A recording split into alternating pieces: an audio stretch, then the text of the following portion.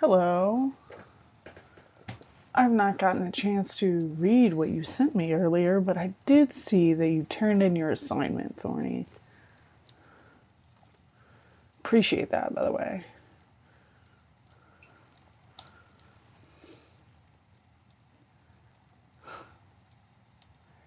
Thank you.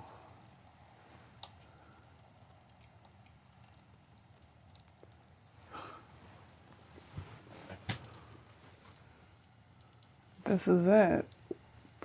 This is what it looks like. For now, at least. I meant to get a few more things before I did this today, but I wasn't able to, unfortunately. But we'll get it taken care of, and we'll do it next time.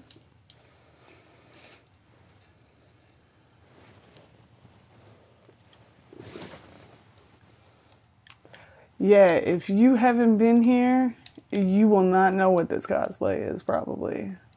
But it's Johannes Cabal. So, I don't even know if I changed the name of this live. Someone tell me what the name of the live is, please. Hopefully it just says Johannes Cabal the Detective. I don't want it to say anything else.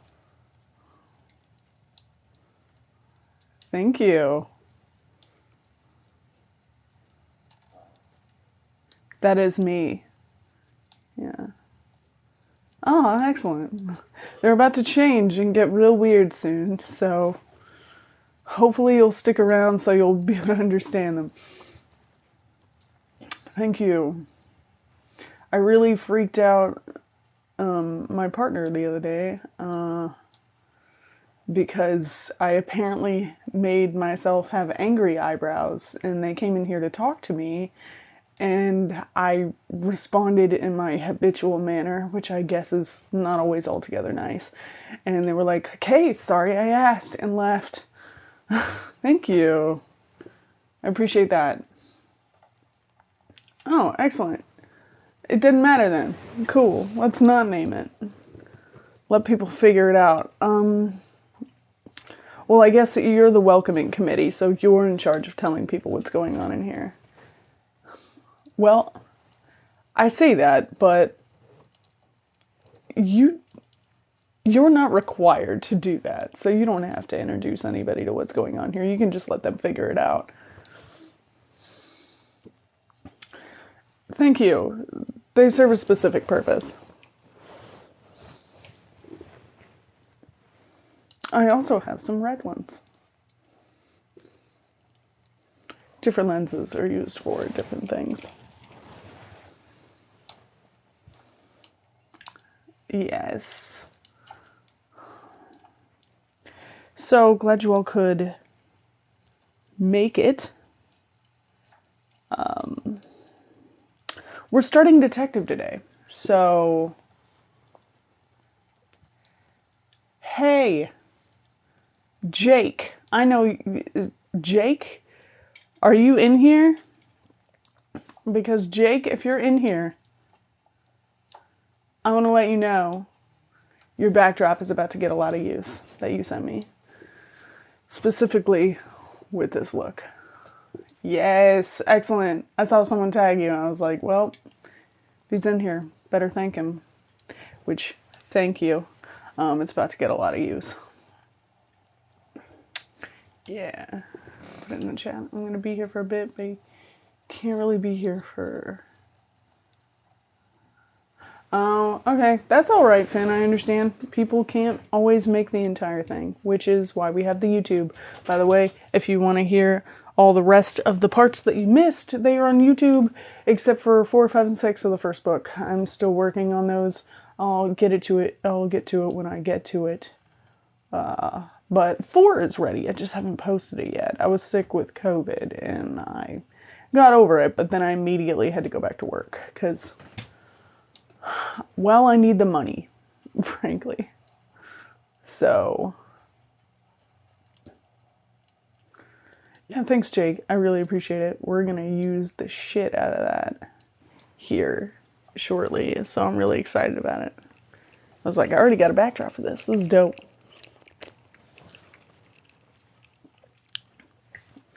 So,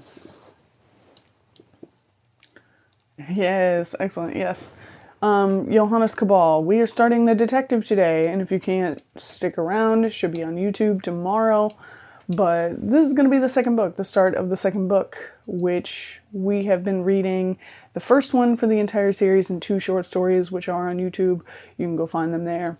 And if you're here and you haven't listened to any of the other ones, what are you doing here? Go do that first. Or better yet, get the book. It's really good.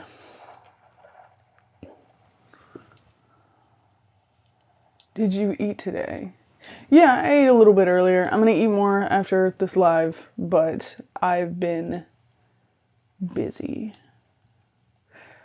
let's say.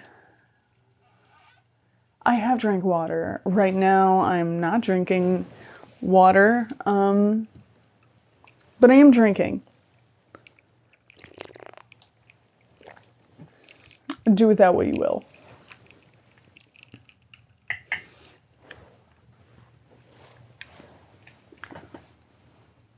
Oh, are we glitching? Are we glitching out? Is this a problem? It didn't say that the stream was interrupted. Okay, I was gonna say, it has a little green light saying that I'm fine, so...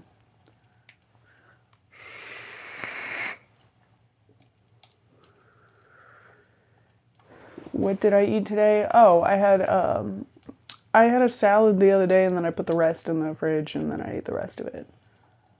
And then I went out and did all my things. So, not a lot of protein, but I'm going to eat after I get off this live, so don't worry about that. Well, excellent. I hope you get to make a little bit more of it later.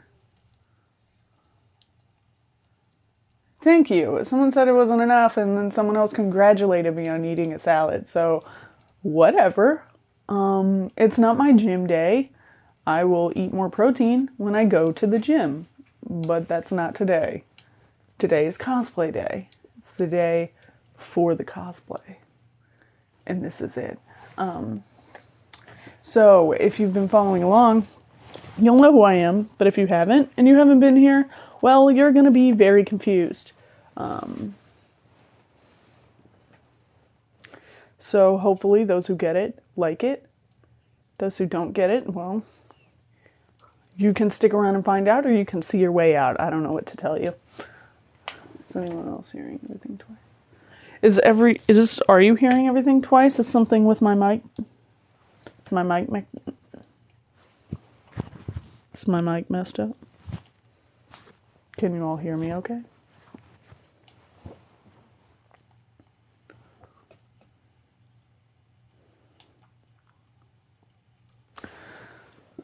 Where's my cane?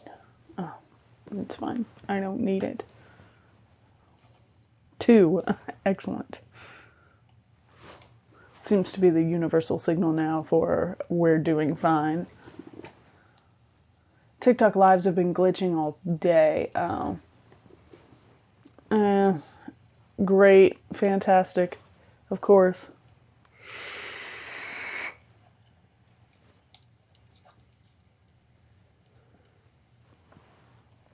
Anyway, I hope you all like it. Special thanks to Thorny Rose for getting almost all of this cosplay, responsible for the entirety of this and the wig. So that's fun.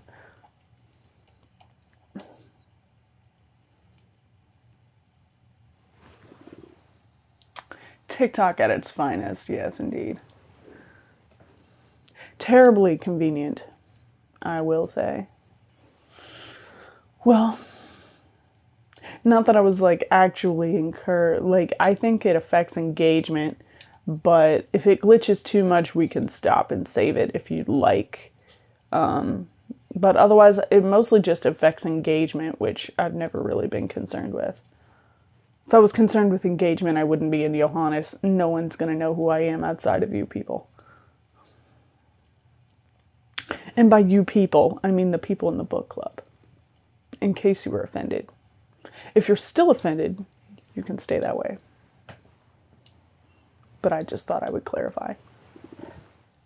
Yeah, exactly. You're here. Who else do I need? I'm not really concerned with engagement. Thank you. Haven't gotten that one today. I did, however, go searching for a suitable hat, and the gentleman in the men's warehouse said that I looked mysterious, which is one way of putting it. You're offended that you're not offended? Jake, it's not precisely easy to offend you. I feel like you and Dave both just sort of let things roll off your back, so. It's a great compliment. I don't know precisely what he meant by it, but I'm assuming it was lack of responsiveness on my part. He kept trying to speak with me and to see if he could assist me, and I just don't talk to people. So I'm not very engaging in person.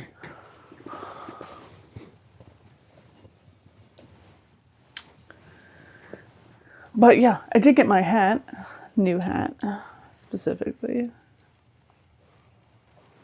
I had to wait until I got the wig to get the hat, so I would know it would fit the way I wanted it to. The hat I was wearing yesterday in the pictures was just a fill-in, so I could style the wig in advance.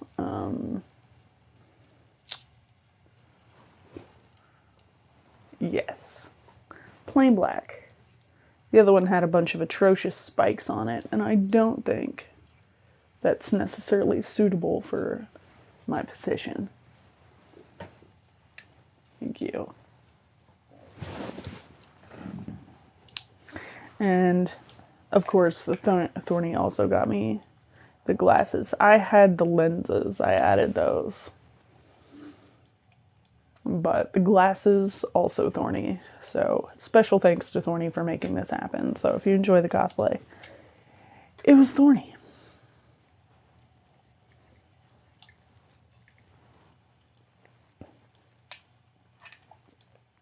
They are very cool, and I'm so glad that Thorny got me 2 separate ones. These and the red ones.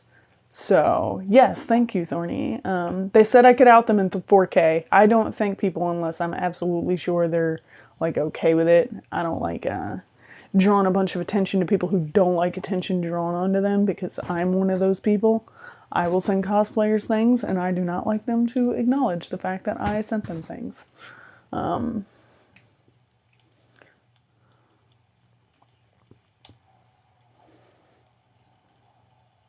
But yes, I'm so glad you got me 2 separate kinds, because they're going to come in handy later. I have plans. I have lots of plans. And I'm so excited. They might be a while before we get to that one, but because I want to make content as you're experiencing the story, which I think will be really fun.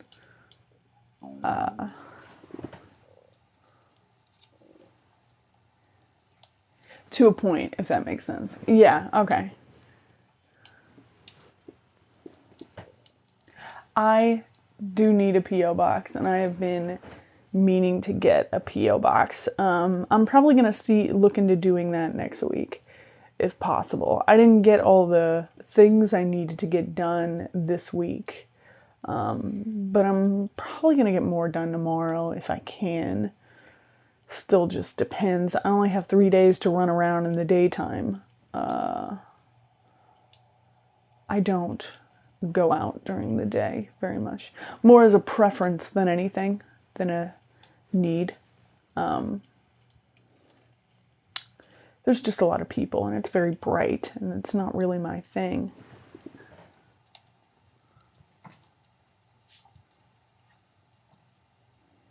Oh, I have all of those. I could go in my kitchen in my file cabinet right now and get all of that. That's not an issue. The issue is getting to the post office,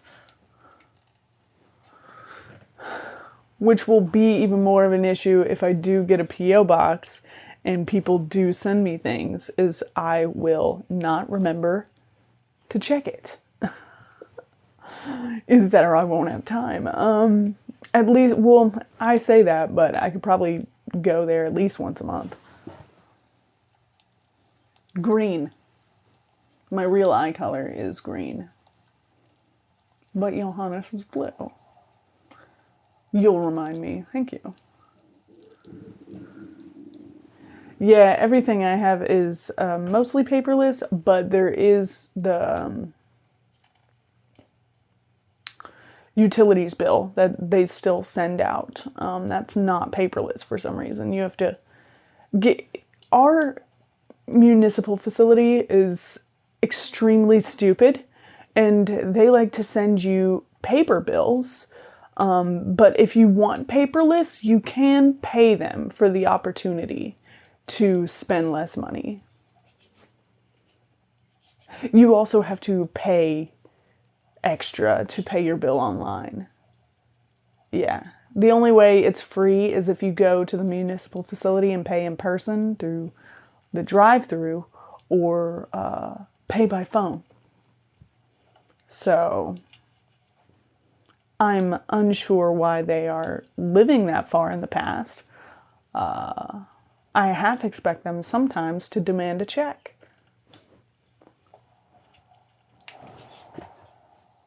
You'll remind me? I'd appreciate that. A gentle reminder. Hey, I did send you a thing. You should probably pick that up.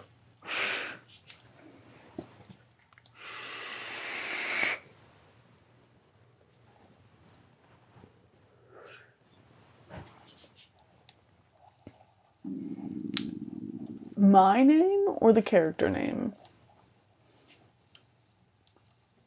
Yeah, that is kind of my name. My name is Toshi. Someone at work called me by my dead name the other day, and I was like, don't call me that. And he was like, that's what it says on the screen. And my other coworker, Jasmine, was like, that's not what we call him. We call him Toshi. He was like, what? And I think he must have misheard, because then he called me Yoshi for a little bit. It's fine. He was trying.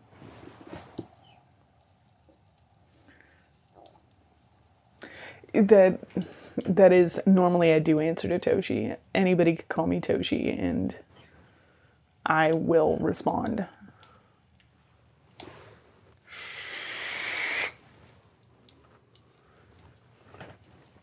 Anyway, but we're starting detective. So if you don't know what's happening and you think this is a normal live and you haven't been here before, we're reading a book, a whole series.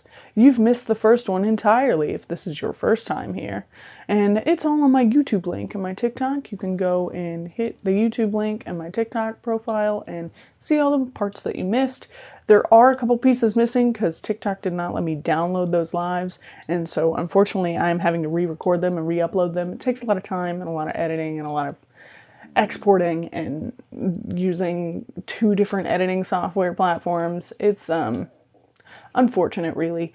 So I have not gotten 4, 5, and 6 up yet. 4 is finished. I'm working on 5 and 6. I have 5 recorded. I just need to edit it and normalize the sound quality, and then I will get those up.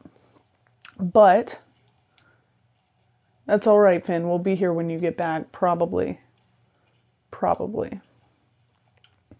Unless something goes terribly wrong.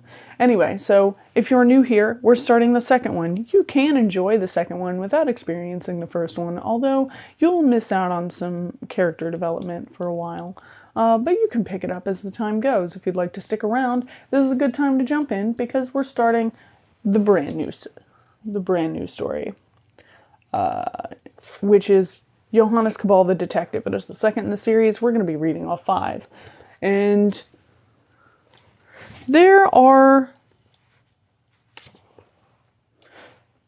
some maps that I will post tomorrow so you can have more context on what this looks like. Because there's actually a map in the beginning of this. And now that you're all here, I'll go ahead and tell you that this one is a little bit different from the first one in the case that it is more of a murder mystery than anything else. I think steampunk murder mystery. I believe I prepped you on this, but I wanted to go ahead and reiterate what this book was so you weren't a little bit disappointed. That way your expectations would be firmly set for what's about to happen. And it does get a little bit political. Not necessarily political in the way that you're thinking, considering that all the countries are made up. But, I don't know. People have weird feelings about politics. I get increasingly bored with politics. So, be that as it may, this one gets a little bit political. You have a question. Go ahead. What is your question? Let's get all questions out of the way before we start.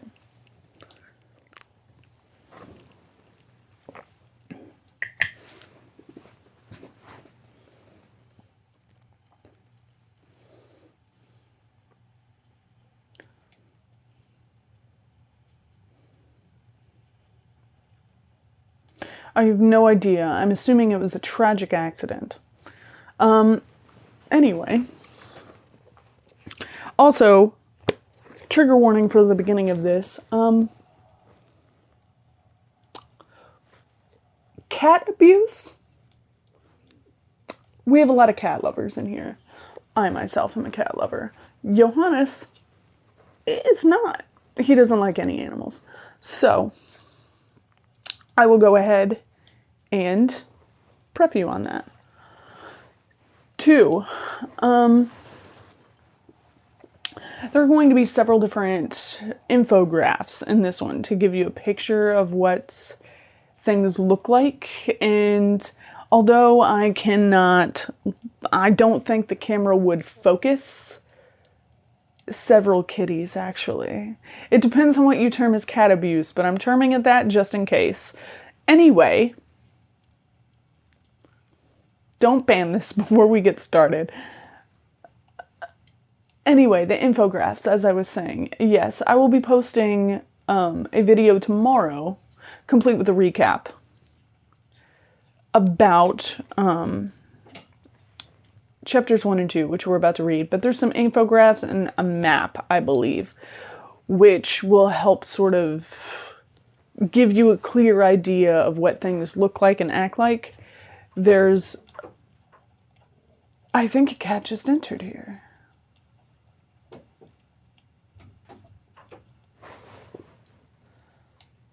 Pond.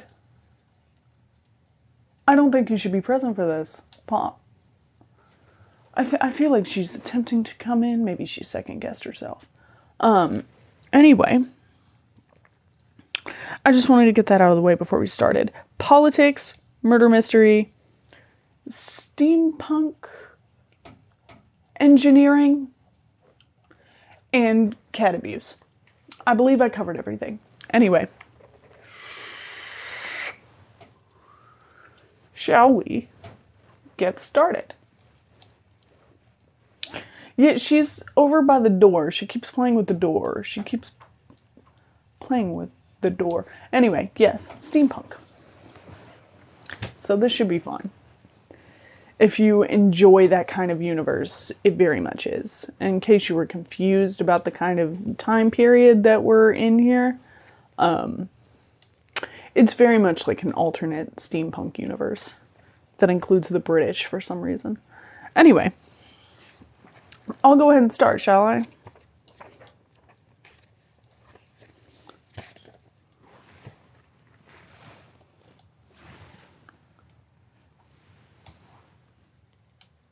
Something smells like it's burning and it's not my candle. It might be dinner. Anyway, whatever. I'm sure if something's burning, I'll quickly figure out what it is.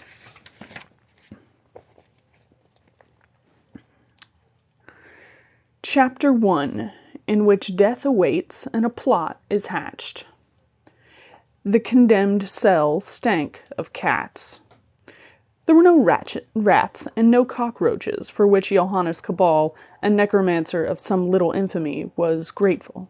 but the cost of vermin control was an army of cats who crept in and out of his cell and wandered throughout the dungeons of the Harsloth castle with complete impunity. Isn't that right, Pond? Come up here. Yes, good kitten. Come on. Oh. Pond has joined us.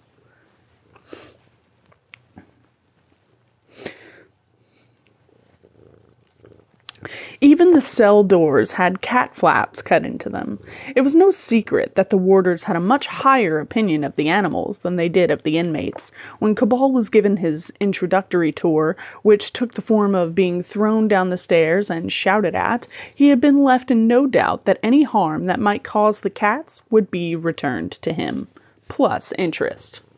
So now he sat and waited for the authorities to find a window in their very busy schedules to execute him, and he did so covered in cat hair in a cell that countless generations of Toms had proudly and extravagantly claimed as their own. Things could probably be worse, but, despite some careful thought, Cabal couldn't put his finger on how, so instead he considered how he had come to be in such a circumstance. Strictly, necromancy was the telling of the future by summoning up the spirits of the dead and asking them searching questions. This, Cabal believed, was a singularly poor way of finding out anything. The dead were moderately strong on history, weak on current events, and entirely useless for discerning what was to come. They were, after all, dead. Still, that was the dictionary definition of necromancy. Isn't that right, Pond? Over the years, however, it became apparent that necromancy, necromancer, and necromantic were fine words wasted on useless definitions, and the lexicological group consciousness gently slid them over a few notches so that they now pertained to something interesting, i.e., magic involving the dead. This was far more satisfying. Summoning up the ghost of Aunt Matilda for an insight into next week's lottery numbers was dull. A maniac with a pointy beard unleashing an army of skeletal warriors, however, was fun. Thus, we see the evolution of a language, and a gratifying sight it is, to be sure. Johannes Cabal had no time for the Aunt Matildas of this world or the next. He fitted neatly into the newer definition of necromancer. He dealt with raising the dead, although skeletal warriors he left to those of a more theatrical bent. First and foremost, he considered himself a scientist, embarked upon a search for a cure for a terrible disease: death. This would seem laudable if it were not for his methods, his manner, and his failed experiments, the latter tending to hang around the countryside, dismaying the yokels. Even this might have been forgivable. Pharmaceutical companies have done worse, if it were not for the bad reputation that the more melodramatic necromancers have given the profession. Skeletal warriors are all very well when they're chasing Jason and the Argonauts around on the silver screen, but when they're battering down your door, well, that's a different matter altogether.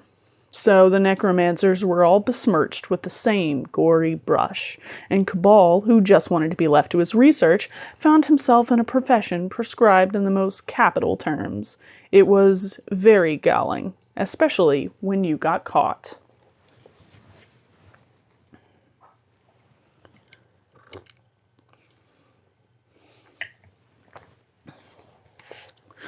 Cabal had been caught trying to check out a book from the library of the Krenz University. The book was in the special collection, and Cabal had intended the loan to be of an extended, open-ended sort of period. Anticipating resistance from the library authorities, he had made the loan at 1:30 in the morning of a national holiday, and might have gotten away with it too if it hadn't been for an enormous mastiff that patrolled the corridors, and of which his contacts had unaccountably failed to warn him.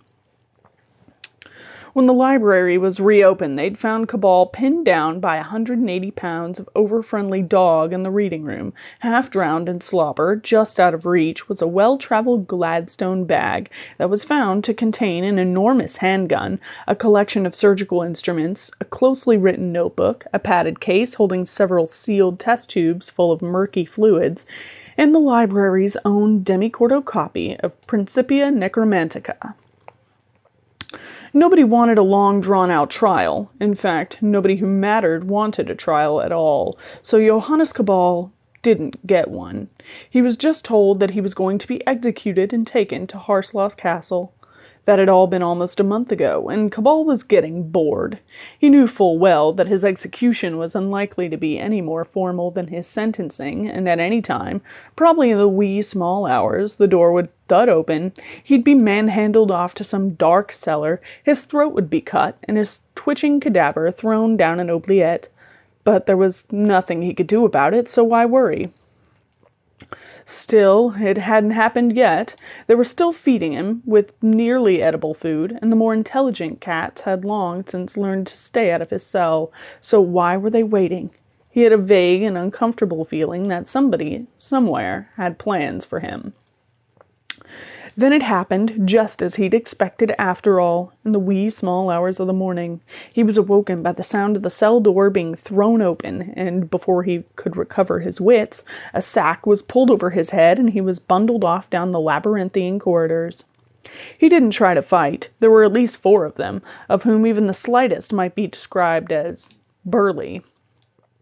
He could only stay calm, wait for any small opportunity to escape, should one arise, and hope that, if all else failed, and he was to die, the entry procedures for hell had at least been rationalized since his last visit. He was half dragged, half carried for a short time, and then thrown into a chair. The sack was whipped off him, and as he blinked in the hard light, he caught a glimpse of a dour, portly man stropping a cutthroat razor on a leather strap. He had the presence of mind to be impressed that such clandestine executions were so common that they seemed to have somebody employed to commit them. This sang-froid slipped slightly when brutal hands stripped him of his stinking clothes. Any complaints he might have wished to make, thus provoked, were drowned when he was thrown into a tub of soapy water and belabored with sponges. He was still coughing bubbles when he was dragged out again, held down in the chair, slapped in the face with a quantity of lather, and the portly man, glowering fiercely, grabbed him by the throat and slashed at him with the razor.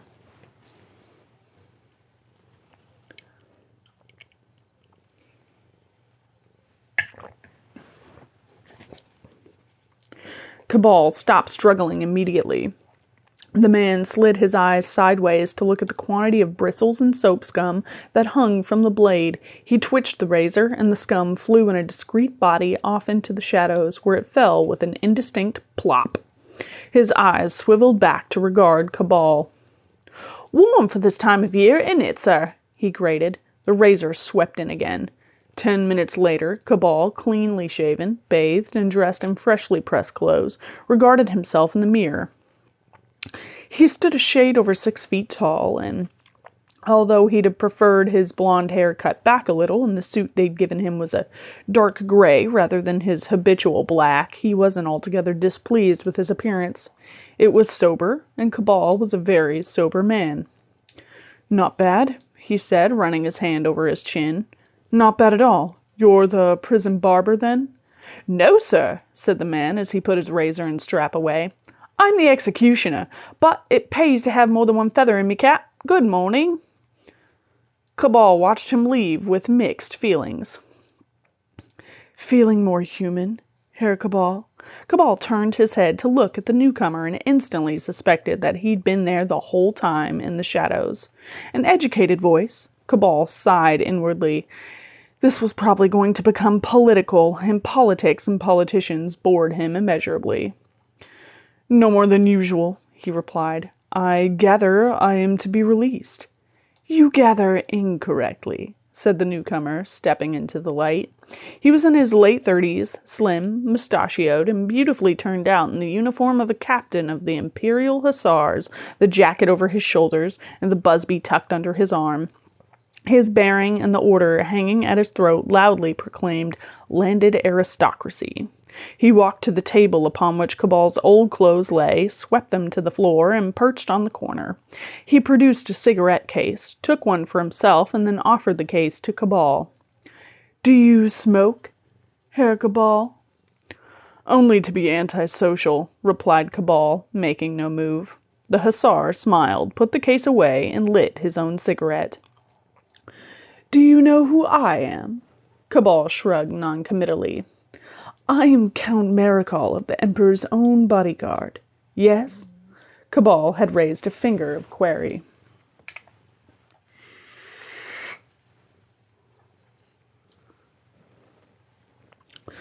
Perhaps it's just me being a stickler for nomenclature, but doesn't the title of Emperor propose some sort of empire?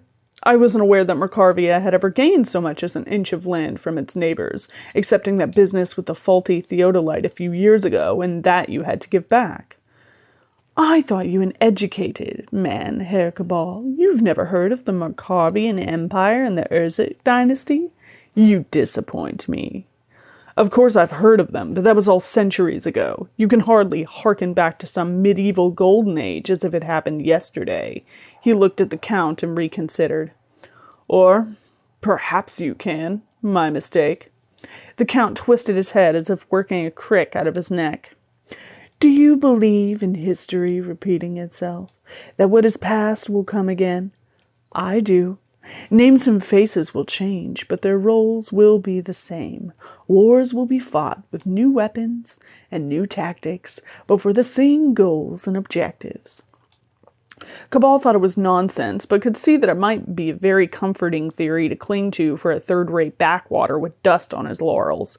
Bearing in mind that if this interview didn't go just so, he might well not live for much longer, and bearing in mind, too, what a great nuisance that would be, he instead said, I'm not a historian. I can make no comment.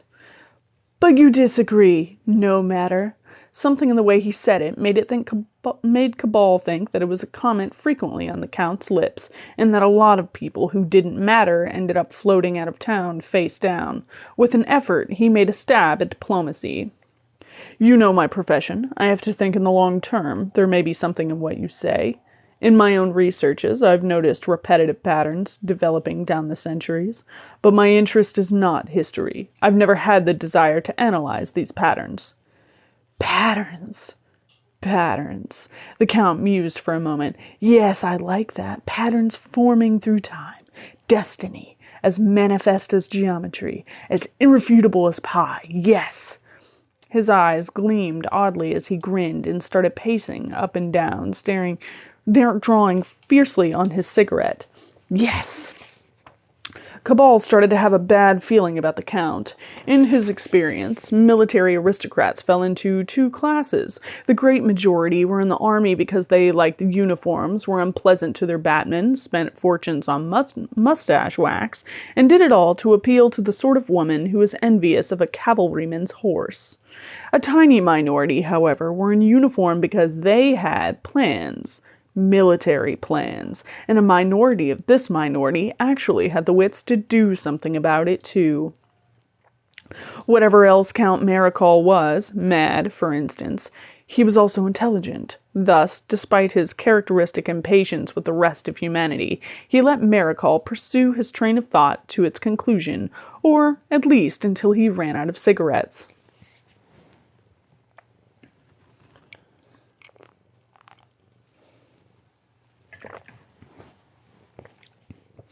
Marechal threw the fag end to the floor and crushed it out beneath the heel of his gleaming boot, taking its successor from the case even as he did so. I'm at the mercy of a demented chain-smoker, thought Cabal. Oh, happy day. Mercarvia has plans, Herr Cabal, great plans. The Mercarvian Empire is not just a footnote of history. It is a blueprint for the future. Cabal remembered what little he could about the excesses of the Mercarvian Empire and thought this was a future only Mercarvians could enjoy. In 10 days' time, the Emperor Antrobus II will make an announcement to the people in Victory Square from the balcony of the palace. He will tell them that the time for living in the shadow of our neighbors is over, that foreign spies and agents will no longer be tolerated within our borders, that our climb back towards greatness starts now. At the same time, the secret police will move against known spies and their sympathizers. Their corruption of this country's spirit will cease immediately, and patriot shall work with patriot to ensure that... Am I boring you? Cabal finished yawning. My apologies. My sleep was disturbed. So you wish to turn your country into a police state and eliminate any dissent. You're not the first, and you certainly won't be the last. You disapprove.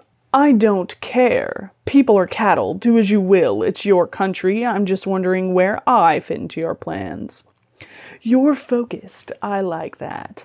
I respect clear thinkers. These dissident factions have poisoned the people's minds. We must act quickly, or it will be too late. A revolution. A rebellion. Civil war, which is, of course, what our enemies want. We cannot permit that to happen. The Emperor's announcement will nip these rebellious movements in the bud. The police actions will remove the possibility of their reoccurrence. Then we can get on with making destiny manifest. But there is a small problem.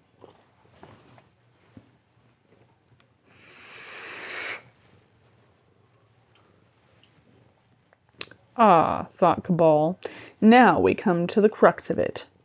Count Marechal looked at the ceiling for a moment, frowning slightly as he tried to couch his next words as best he could. Finally, he said, "The Emperor is as dead as a doornail." "For how long?" asked Cabal bluntly. There seemed little point in being coy. Now it was plain what they wanted him to do. 3 hours. He has been unwell for some time. We suspected the worst, but hoped for the best. To no avail. His upper lip twitched savagely. The stupid old bastard. He only had to last long enough to make the speech, and then he could have died right then. It would have become a crusade on the instant. We must fulfill the Emperor's dying wish. Yes, that would have been grand, and that, he looked meaningful at Cabal, is the way it is going to be. The Emperor will make his speech. Then he will die. In that order. Mercavia's future depends on it. As does yours. Can't you just declare the Emperor is dead? Long live the Emperor. Don't you have a spare for emergencies? The Emperor's son is 8 years old, and none too bright. His Imperial Majesty dropped him on his head at an early age, and it shows. It would be necessary to declare a regent. Who would be you, no doubt? Who would be me, yes, but by the time such things were in hand, we would be up to our necks in revolting peasants. The speech has to go ahead, as planned. Cabal straightened his jacket. I shall need my bag with all of its contents. That includes the Principia Necromantica. The book you tried to steal? The university graybeards won't like it. They don't need to. Tell them they'll have to make sacrifices for the greater glory of Mercavia, and if they don't like it, offer to have some of their secret policemen come calling to explain patriotism in detail. The Count smiled wryly. You should have been a politician. I shall ignore that comment. I shall need a laboratory, and I shall need it now.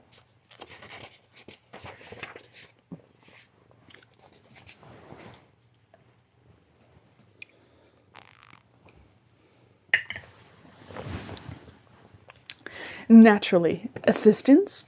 I work alone. If you insist on having a spy present to report on my actions, he can sit quietly in the corner and stay out of my way.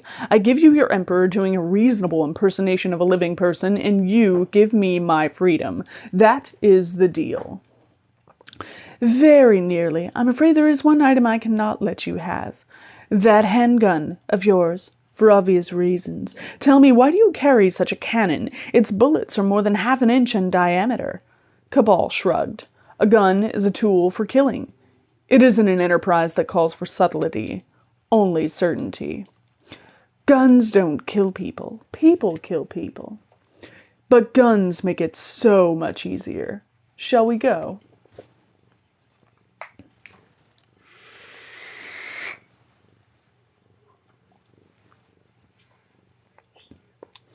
They were ready for Cabal. He was taken from the prison and smuggled into the Imperial Palace via an impressively abstruse secret route. A bathroom larger than some ballrooms he had seen had been scrubbed, disinfected, and fitted out with surgical tables and equipment. Plainly, his execution had been put off in anticipation of the Emperor's dying inconveniently. The knowledge irked him. He disliked being a pawn in someone else's game. The late Antrobus II lay supine and naked on a sluice table, a trolley of instruments standing by. Sitting by them was Cabal's Gladstone bag, and as he reached the table, he realized that the instruments arrayed were his own, sterilized and ready. Out of interest, he opened the bag and found that Maricol had been as good as his word. Everything was there, Principia Necromantica included, but for his gun. He cast an eye over the dead man. By the look of him, Antrobus hadn't been a great believer in exercise and diet. One leg looked gouty, and his gut settled about him like unset blancmange. Cabal made a swift estimate of the cadaver's weight, counted the number of test tubes of reagent he had, and decided it wasn't enough. Maricol had sat down on the marble edge of the geyser and was just tapping a cigarette again when his silver case when Cabal raised a cautionary finger. "No smoking. Does this place have a meat freezer?" The Count looked longingly at the cigarette before replacing it. "Yes." "Excellent." Cabal drew a tiny amount of liquid from one of his vials into a 5 milliliter syringe and injected it into the cold, motionless imperial carotid artery. This will start a catalytic reaction through the Emperor's cardiovascular system to slow down deterioration. The freezer will do the rest. He took up his notebook and wrote rapidly. "While the Emperor is on ice, I shall be synthesizing the necessary reactants. I shall require these components." He tore off the sheet as he walked over to Maricol and placed it in his hands. The Count read the list, then he read it again, his eyebrows raising. "Time is of the essence, Count," Cabal added sharply.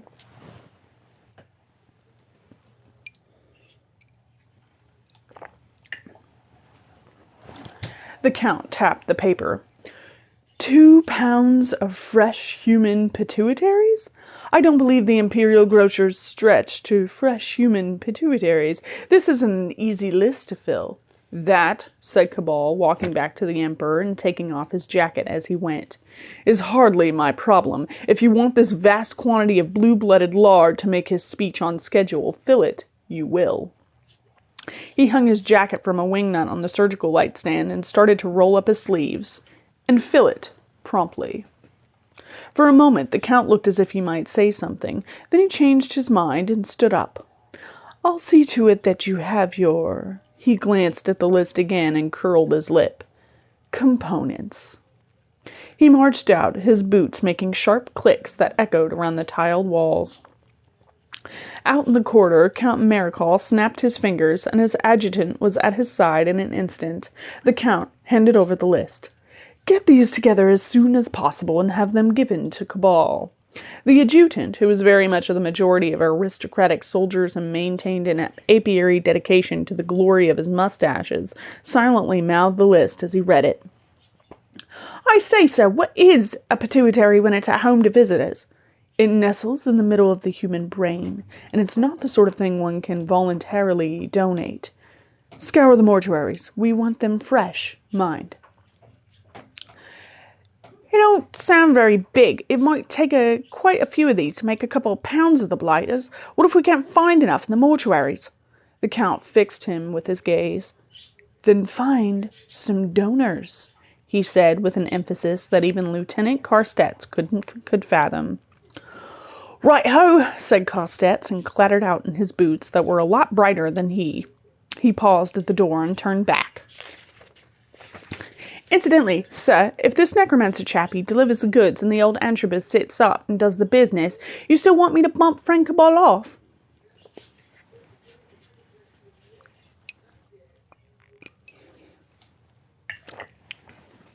The Count thought about it for a very short moment. "No, that's one small change to the plan. When Cabal's done his best, whether he succeeds or fails, you are not to kill him." He let his hand drift to the hilt of his saber. "I shall."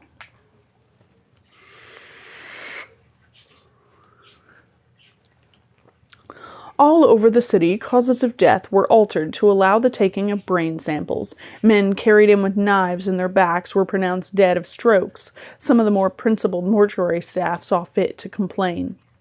"This is nonsense," a district coroner barked at Lieutenant Carstets as they stood by a slab upon which lay the fresh body of a young man.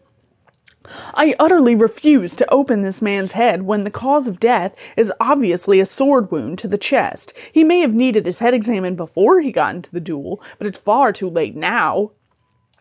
"No, I assure you, sir," said Carstets, "the man died of a seizure caused by a morbid condition of the—" He took a crumpled piece of paper from his sabretache and read from it. "Pituitary gland." He put the paper away again. "That's in the brain, you know." "I know where it is. I simply fail to see how you can possibly see a sword wound and associate it with— Ah!" For Lieutenant Carstets had lost patience, drawn his sword, and run the coroner through. He wiped his blade clean on a handy shroud and scabbarded it. "See?" he asked the assistant coroner, who had gone a horrible shade of frightened. "Sword wound to the chest. And what did he die of?" "A morbid condition of the pituitary?" ventured the assistant. "Good show. Knew you were the man for the job after poor old—" He waved vaguely at the dead coroner. "Yeah, poor old here turned up his toes. Anyway, you be a sport and fish out the offending organ, pop it in a jar when you've done, and a little man will be around shortly to pick it up. Got to go. There is an absolute pandemic on. Cheerio."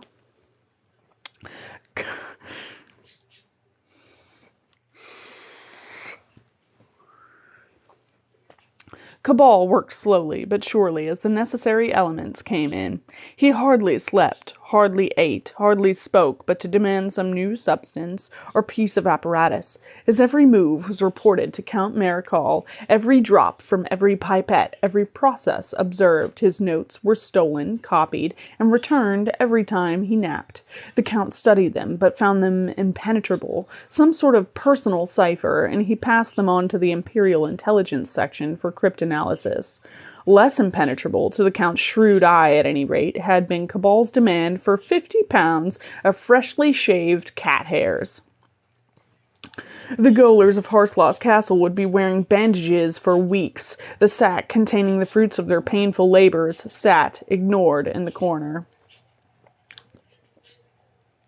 The Count knew petty revenge when he saw it, and he welcomed it here. It showed Cabal was more human than he liked to pretend, and that lurking somewhere within him was a sense of humor, albeit a cruel one. A man is known by his actions, and the Count liked to know those he dealt with.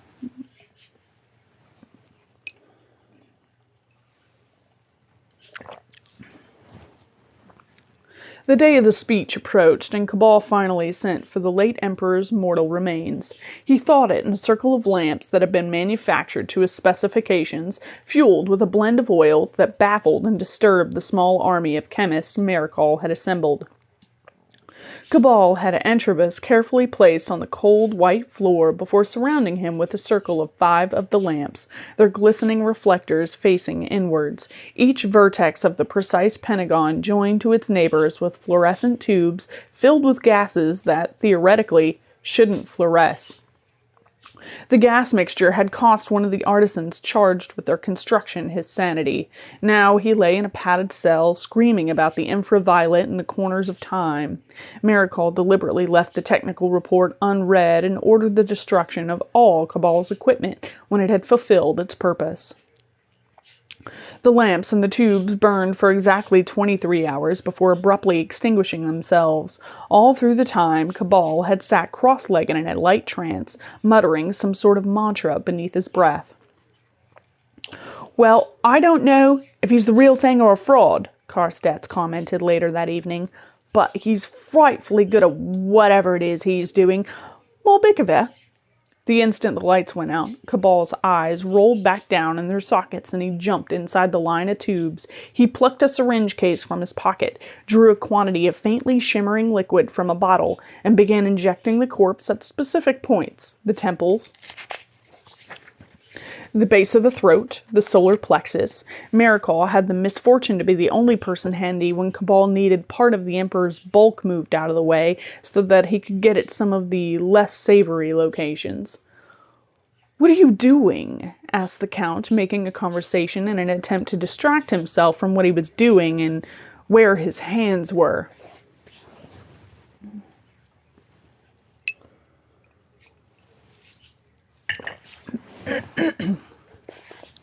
Cabal said nothing as he drew a full 50 milliliters of the fluid, carefully positioned the point of the great steel needle, and pushed it in with some effort and the sound of separating gristle. Do you know what the ka is? No. Ki? No. Chakra? Ah, now that's a sort of round throwing knife from somewhere or other on the subcontinent. Fearsome thing in the right hands, Maricol said with enthusiasm.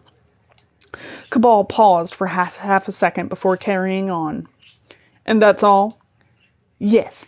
Then I can't explain it to you. Come back when your education includes the details of life as well as the commission of death. Count Maricol looked at Cabal, paling with anger. Cabal looked back at him evenly, noting both how very easy Maricol was to provoke and the scar on his cheek that seemed to be visible only when he was angry. You duel, Count? The Count brought himself under control. I did when I was at university. You mean the scar? Yes. Cabal seemed to have lost interest. He'd moved on to the corpse's legs and was inserting the needle behind the patella of the right knee. You can put that down now, unless you've developed a personal attachment, of course. The Count let the moment pass, stood up, and walked to a sink to wash his hands. You really believe you're some sort of obscene parody of a doctor, don't you? Saving lives after they've already lost for the good of humanity? Obscene parody? Cabal repeated without rancor. I'm not sure the particular phrase was in my mind when I decided on my career. As for humanity, anything I do is purely by accident. Then why? Immortality? Perhaps you should have become a vampire.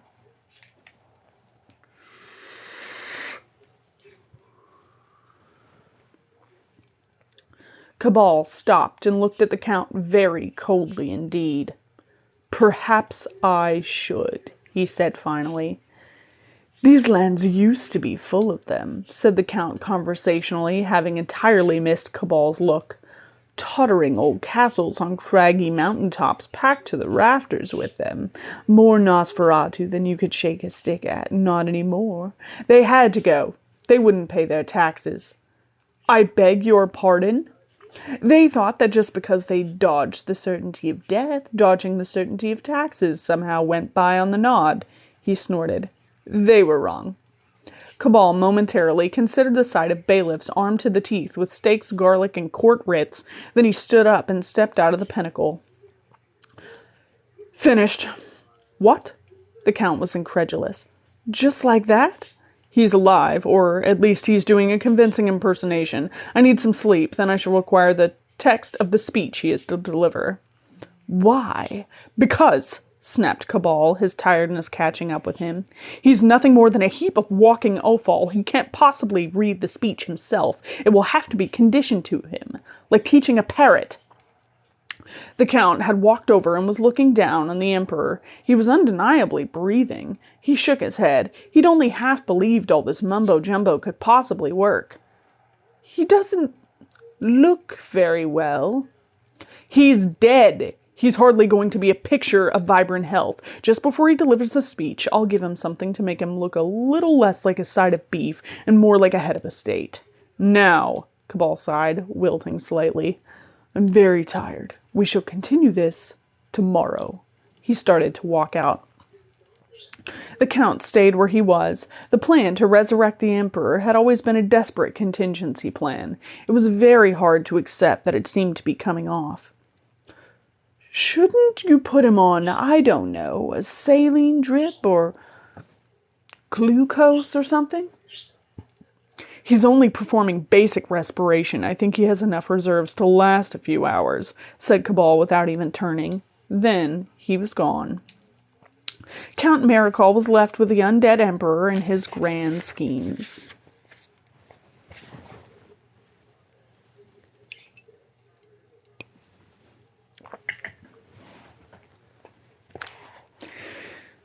Central Matriculation Board Level 5 History Paper, Section 4, The Second Galatian Conflict.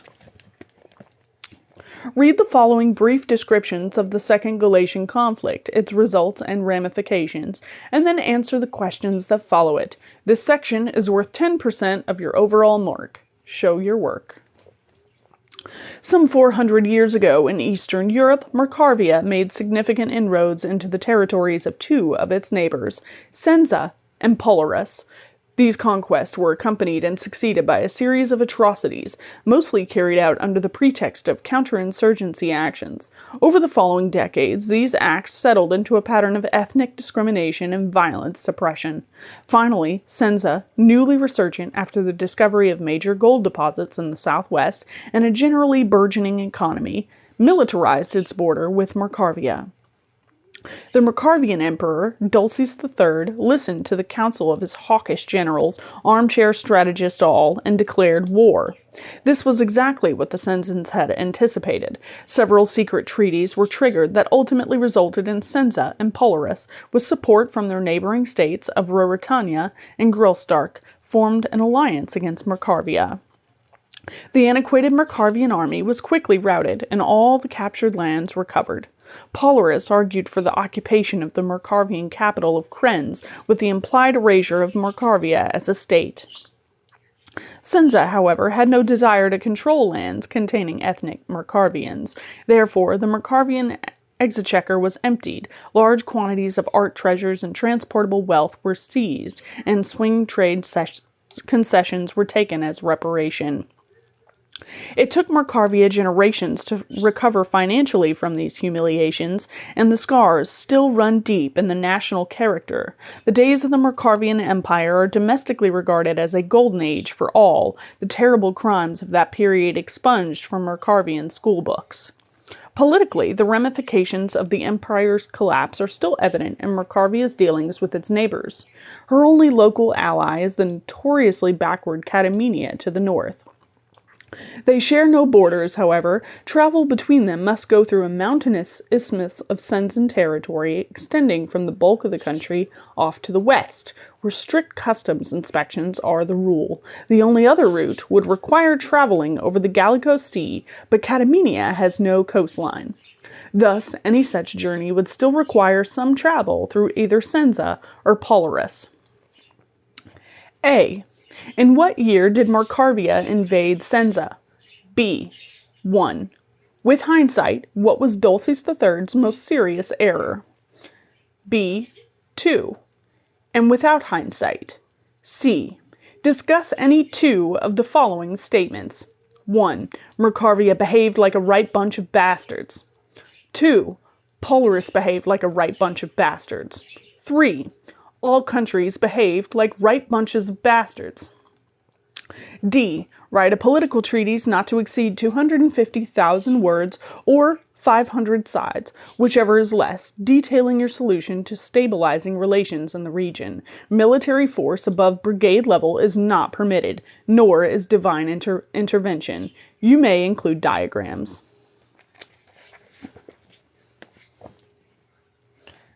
End of chapter 1. So we got a whole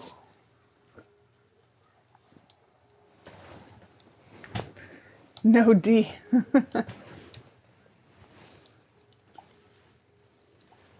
Interesting.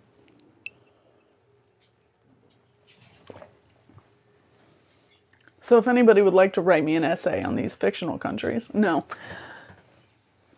Yeah. Oh, and it even gets weirder. The thing is that right now you think you know what the story is. That's not even the whole story. We haven't even gotten to the meat of the story. Although I will have to apologize. We are going to end on a cliffhanger today. I will go ahead and mention that.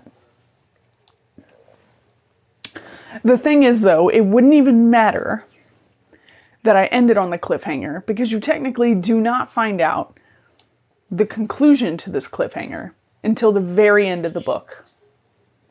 We won't even know. Like, you're going to be mad at the end of chapter 2, but you're not even going to get the answer in chapter 3.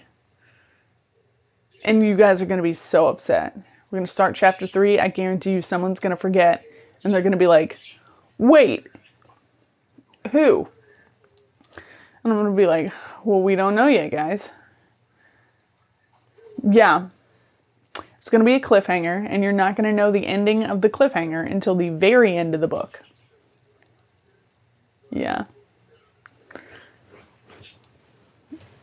So, I'm sorry about that.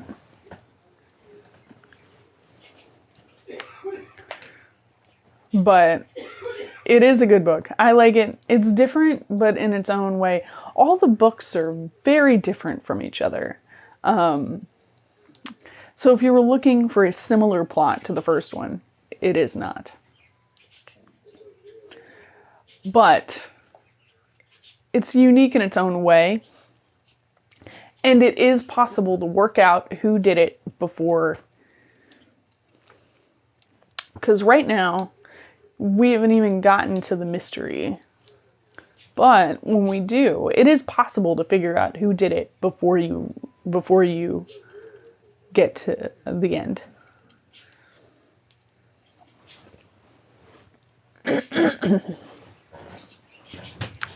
But it is possible to work out the mystery. There are clues for you to work it out if you really think about it. And if you pay a lot of attention to the politics of it. But it's a fun story. And this does set up a major plot line for the future. The second book, it does set up a major plot line later. Your brain's going to want to know. Yeah, no, I know. It's going to be fun. We're going to get to the end of the book and I'm going to be like, hey, remember that thing happened in chapter 2? And you'll get the answer. But they do tell you, just, it's going to be delayed gratification.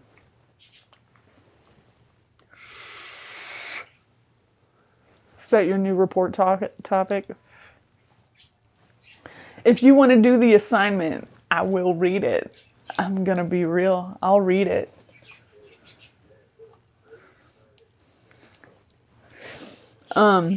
Also, if you want to figure out, if you want to try, you cannot read ahead if you do this. But if you want to guess, when we get to the actual mystery part of it, if you want to guess who it is, I'll give you the deadline that I need to have it by. And you can guess if you really want to try and guess who did it, because you can't figure it out. And that can be your assignment, if you'd like. But if I found out you cheated, I'm going to be mad.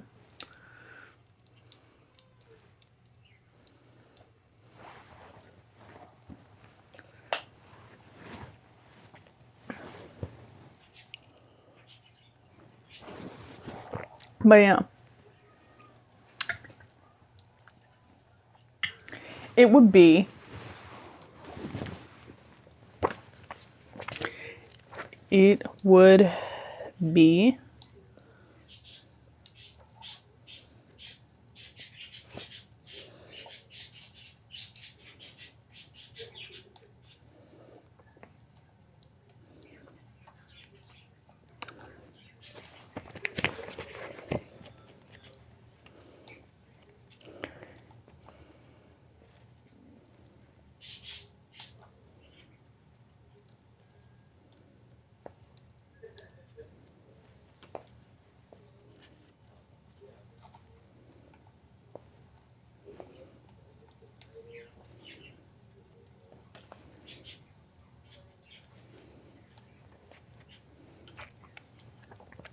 that would be chapter 15.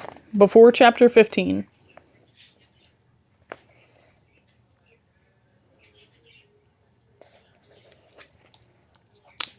So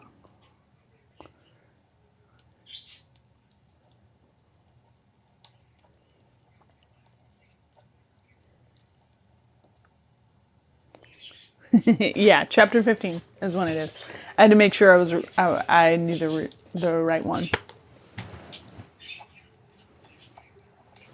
Should you ask again later? No, you're good.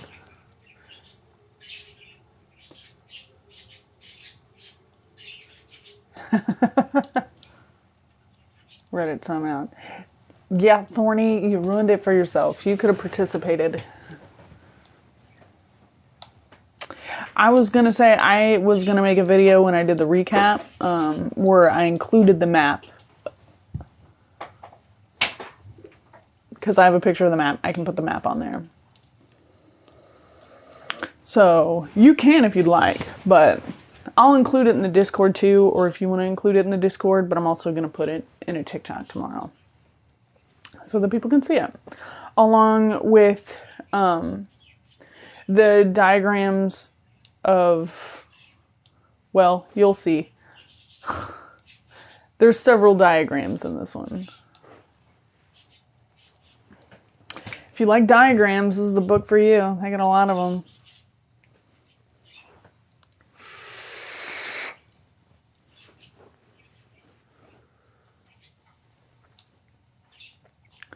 But yeah. So this will be a fun activity if you want to try and get... Also, Thorny, don't tell people. I feel like I shouldn't have to say that. No spoilers for anybody who hasn't read it. And if you haven't read it and you want to participate and try and rationalize what's going to happen in this book, great. The really smart thing to do would be to wait until after chapter 14 and make your hypothesis and send it to me. Is what I would do. But that way you have as much information as possible before the culmination. And luckily it's chapter 15, I believe, that we find out. So, and then there's like a little interlude where you find out what happens in chapter 2. I was very upset when I first read the book, and I was like, whoa, hey, what? But what happened, though? But what happened? And that was the one thing that I really wanted to know more than anything else. Because I was like, this politics stuff, kind of not my bag, but I do want to know. I do want to know this particular thing.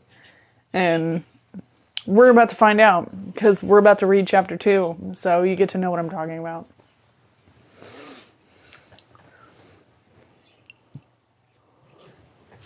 In one way, I think it's a very bad cliffhanger to end on. But in another way, I think it's a great place to end on, because then the tone sort of shifts. After chapter 2 is where the tone sort of shifts and you get really settled into what the actual book is about. This is just the set dressing. First 2 chapters are just set dressing. Very exciting and funny set dressing. But set dressing, all the same. So, how ready are we? Did you get something else to drink? Did you get a blanket? Did you do all the things? Are we ready to hop back in or no? Ready. Sweet. Well, if Insomniac's ready, that's enough for me. Covered in cats. Excellent. Great state to be in. Pawn took off. Open the door back up.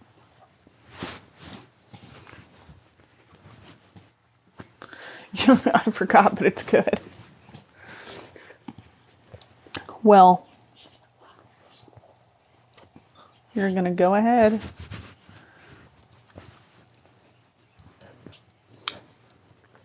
Let me put my reading foot back up here. I have to sit a certain way. All right. Take a drink real quick.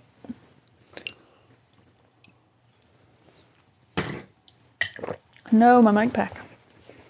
Get back up here. Excellent. Chapter 2, in which a speech is delivered and there is a falling out. I should like my own clothes back, said Cabal, and my cane. He was setting up an odd device consisting of a small diamond-shaped mirror on an armature over the recumbent emperor's head. Cabal spun it experimentally with the tip of his finger, and the reflected light flickered rapidly across the emperor's eyes. The eyes, which had shown no inclination to cooperate or even an acceptable job of tracking objects individually, twitched crazily before finally setting in their gaze on the mirror. Count Marechal watched, his arms crossed. Your cane, he remembered seeing it among Cabal's possessions, an elegant ebony stick topped with an ugly silver skull headpiece, the high sheen of the smooth surfaces contrasting strongly with the tarnish in the eye sockets and between the teeth. Sentimental value? He said sarcastically. As it happens, yes. Cabal walked over to the Count and took the Emperor's speech from him. I bludgeoned my first failed experiment back to death with it. Thank you. He returned to linking the mirror to a small electrical motor. The Count walked over to where Lieutenant Carstats waited. Get him what he wants, Lieutenant, he said. Then he added softly, we won't have to put up with him for very much longer.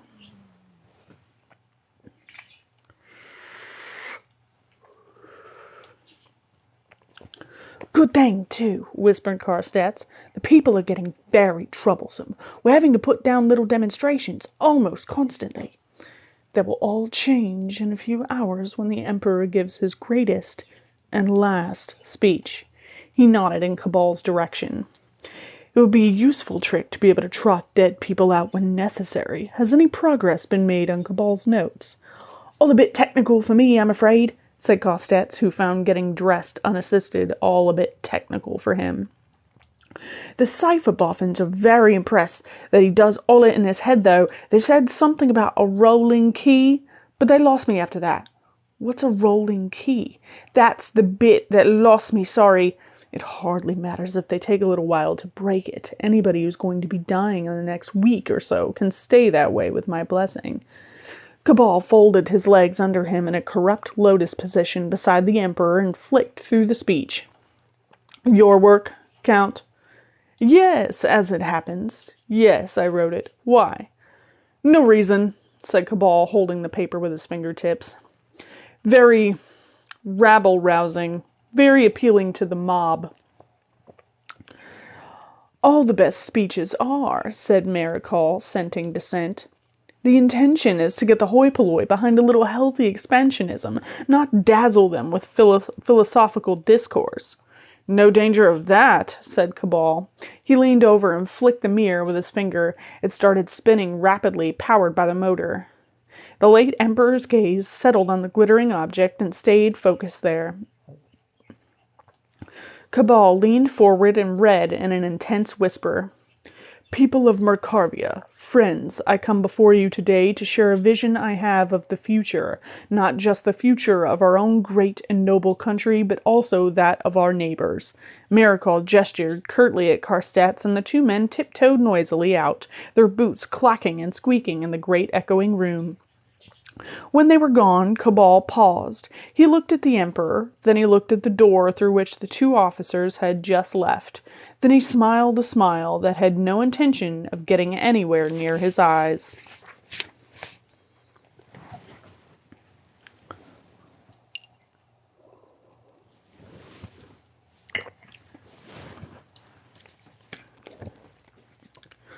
Brocade, Your Imperial Majesty, your favorite!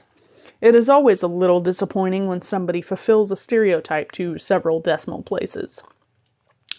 Prizov, the Emperor's tailor, more of a costumier, really, would have been laughed off the stage if he'd ever played his job. Tired, dull cliches, the critics would have said. Isn't that playwright living in the present? Surely no respectable theater would dare turn out a production of anything other than farce in which a personal tailor is a flouncing, pompadoured powder puff, a pathetic, simpering, mincing, and so on and so forth. Prezov was all these things. He lived alone, but for an obese cat that he named Felice. He had a well-thumbed copy of the Castle of Ventrado, with his favorite passages underlined in green ink. He had an impressive collection of embroidered antimacassars on all the armchairs in his house, which he changed daily, whether anybody had sat there or not. There was nothing more important than the creation of fine clothes for his Imperial Majesty, and not an hour went by when he wasn't actively pursuing the muse. The materials were of the finest, the workmanship superlative, the design execrable. For Prezov might have been dedicated hardworking, and diligent, but as he was not in the least talented, it summed up Mercarvia very nicely that nobody noticed. Even Cabal, whose artistic eye had been allowed to atrophy, found it painful to be too close to the exquisite robes in which the Emperor was due to make his speech. As Prizov bustled the unusually silent Emperor into his new clothes, Cabal took his blue glass dark spectacles from his pocket, polished them on a small piece of chamois that he kept handy, and put them on. That was much better. Prizov favored him with a sour glance. Cabal's black suit had been returned to him, repaired, cleaned, and pressed. A new white shirt, cravat, and shoes made him feel like himself again. His cane lay across his lap. He'd stunned Carstets by thanking him for its return and almost sounding as if he meant it. All Prizov saw was an unexciting, conservative ensemble. Still, black was always good, but as a cloak. Yes, a cloak. Cabal tended to stride. A cloak would look marvelous billowing about him as he did so. So far, so obvious. Then Prizov demonstrated that he hadn't lost his knack by mentally adding mauve galoshes and a tall fez with a feather. Cabal was not a vain man, but he did stand upon his dignity, and if he had only been able to see that image in Prizov's mind, he would certainly have considered murder.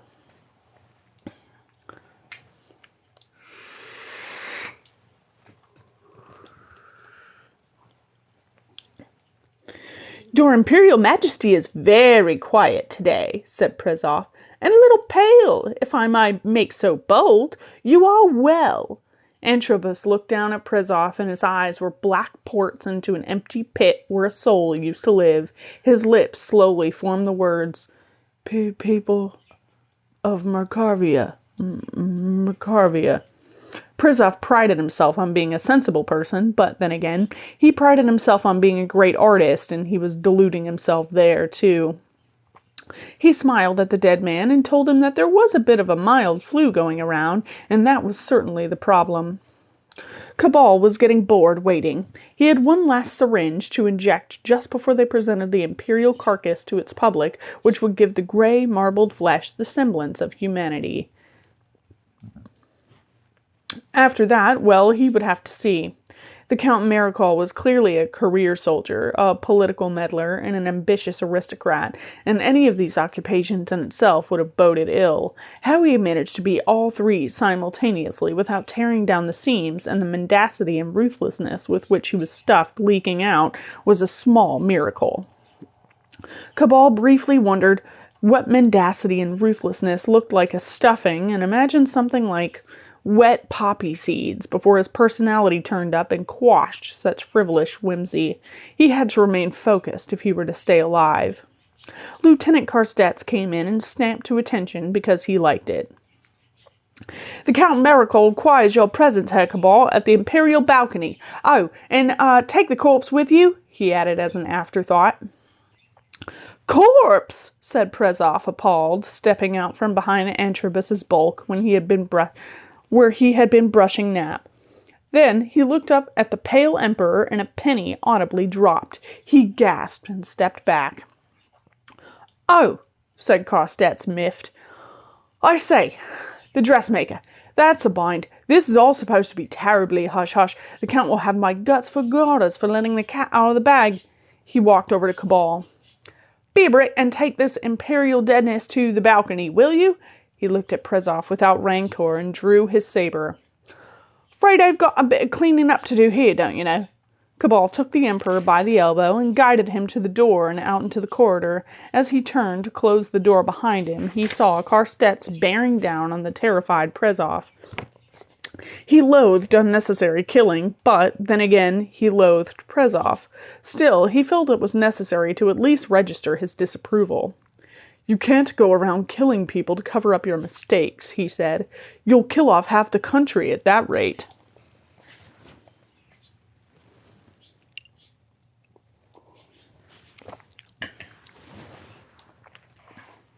Carstets paused. You're right, of course, he admitted, apparently missing the implication. I think that's a very good point, and I shall stop being more careful. He turned back toward Prizov and raised his saber. Tomorrow. Cabal narrowed his lips and closed the door behind him. Halfway down the corridor, he heard a reedy scream from the room. "This is a fine country you've got here," he said to Antrobus II. "Such a fine place. A nominal leader who should have been a sepulchre a week ago and a military full of inbred psychopaths." They walked a little further. "A little bit like Imperial Rome, really."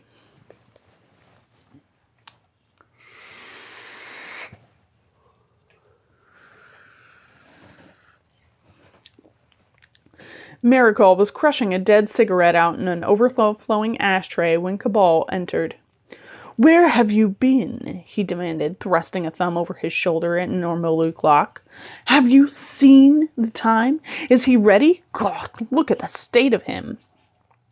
Cabal produced a syringe and jammed it in Antrobus's neck. Antrobus seemed wholly unconcerned. Within a few seconds, a spreading perimeter of good skin color was expanding out from the needle mark. Where it passed, the pallid corpse tones were replaced with a glow of rude health. The dead eyes twinkled, the hair bristled. Lieutenant Carstetz entered as the transformation was well underway. "I say, I could do with a jigger of that stuff after a heavy night." "I'll give you the formula," said Cabal, in the full knowledge that the stuff was toxic to the living.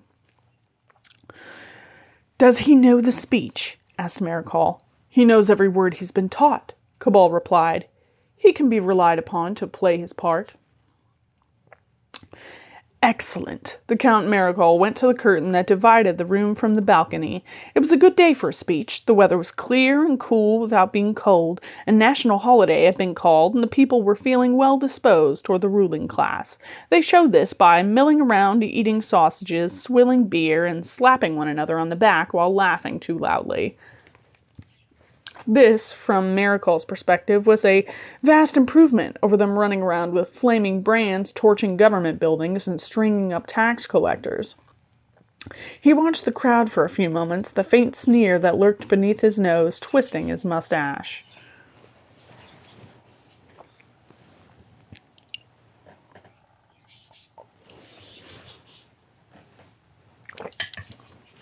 You'll see. Across the square, the basilica clock sounded the hour, and the people grew quiet. Marical stepped away from the window. "It is time," he said, purely for effect. "This had better work, Cabal." "I've done my work properly," said Cabal as he led the Emperor forward. "You should be worrying about the standard of the speech." The curtains were drawn back. Cabal whispered a word of command into Antrobus's ear, and the dead man stepped forward for his finest hour. Cabal stepped back into the shadows as Marical and the other dignitaries formed in a line behind the Emperor. Marical curtly gestured to Carstetz. "Watch Cabal," he whispered. "Bit late in the day for him to try anything, isn't it, old man?" "A bit late?" He looked at Carstetz with mild disbelief, as if just realizing that he was talking to a chimp in a cavalry officer's uniform. "Just watch him, will you?" He joined the line. Carstetz moved back into the room and perched on the corner of a table, an unconscious echo of how Cabal had first seen the Count Marical. But where Marical had watched him closely, Carstetz only grinned amiably, looked around the room with little interest, and started to hum an unlovely melody for the tuba. Cabal found an antique high-backed chair and made himself comfortable.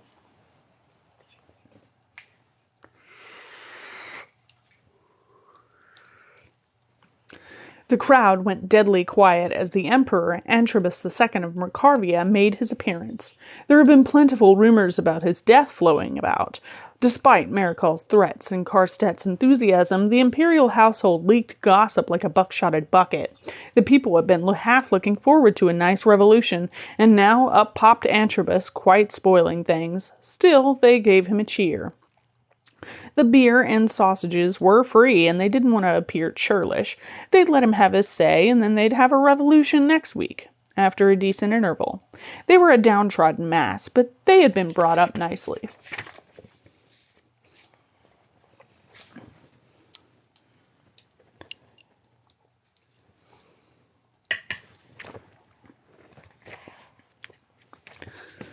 Antrobus stepped up to the balcony rail and paused. and paused. The moment grew to an impolite and impolitic length. The dignitaries of the line shot glances at one another. The crowd began to mutter, a distant susurration of uncertainty. Maricol's expression never changed, but he made sure that the captain of the guards down in the square would be able to see his signal to shoot into the crowd if necessary. Then things would need to be done, and done quickly. Still, it would only take a moment to shoot Cabal through the middle of the supercilious face and blow recondite gray matter over the walls. He intended to do it anyway, but it would be so much more satisfying, seasoned with revenge. Then he forgot about the pale pleasures of cheap brutality as the Emperor raised his hands and the crowd fell silent once more. "People of Mercarvia," he spoke in a pleasing baritone that carried easily across the square. "Friends," he said it with such sincerity, commoners who had long referred to him as lardarse, flopper features, cancer born on the backs of the proletariat, and other things less kind, suddenly felt unfamiliar but not unpleasant pricklings of admiration for their emperor. They hung on his every word. This was going to be important. "I come before you today to share a vision I have of the future. Not just the future of our own great and noble country, but also that of our neighbors." It was powerful stuff, and those of a romantic, nationalistic nature in particular were borne along by it. Carstets was all that, and stupid to boot. He rose from the table and walked slowly toward the fluttering curtains as if drawn by a siren song. He stopped and listened, transfixed. Cabal watched him as a scientist watches a beetle on the tombstone. After a few seconds, it was plain that Carstets had forgotten all about him. Quietly, Cabal climbed to his feet, picked up his bag and cane, and walked softly, staying on the thick carpet in the direction of the door. On the balcony, Maricol glowed inwardly. This was exquisite, far better than even his fondest hopes. The crowd was eating this with an even more avaricious appetite than the one they'd used to demolish several tons of state-owned sausage. The rumors of the Emperor's death could now be skillfully twisted into the people knowing about the Emperor's fragile health. Yet he'd heroically torn himself from his deathbed to deliver this, his last and greatest gift to his people, his wish for the future. This wasn't going to be some grubby little land-grabbing campaign. It was going to be a crusade.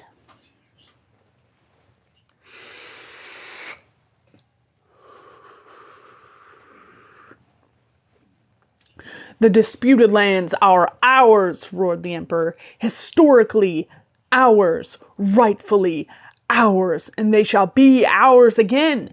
In the crowd's collective consciousness, their neighbors turned from trading partners and allies into a bunch of thieving gypsies ripe for extermination.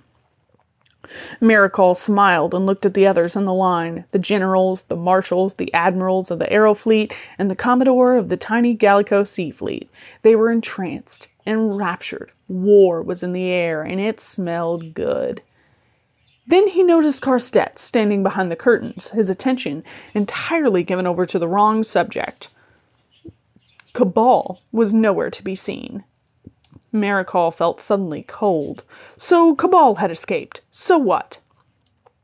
Maricol remembered a sack of cat hair and Cabal's strange sense of humor, his loathing of war in general, and Maricol's ambitions in particular. His suspicions deepened. Carstets didn't respond to Maricol's attempts to attract his attention while not distracting the crowd. He didn't feel the intense gaze, see the sharp flicks of the head, hear the snapped fingers. He had ears only for the Emperor's speech. "Make no mistake," Antrobus was saying. "These fair-weather friends with their deceitful ways and their foul plans are our enemies." The crowd roared. "Our mortal foe!" They screamed for blood. "Our prey!" They gave voice to a full-throated howl of fury. It went half-throated when, belatedly, they realized what he'd said. Maricol flicked his attention from Carstets to Antrobus. Prey? He'd never written that. "We shall hunt them! Kill them! Eat them!" cried Antrobus in a passion. "They are our meat! We shall tear the flesh from their bones with our bare teeth and devour them!" Miracle realized with horror that the Emperor was drooling, dark saliva bubbling from his lips. Down in the square, the people were looking suspiciously at their sausages.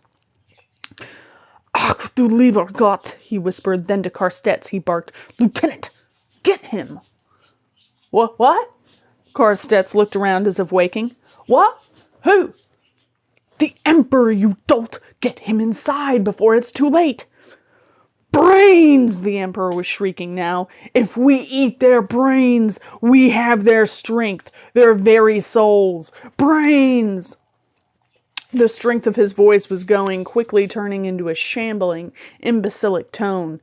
"Human brains must eat brains."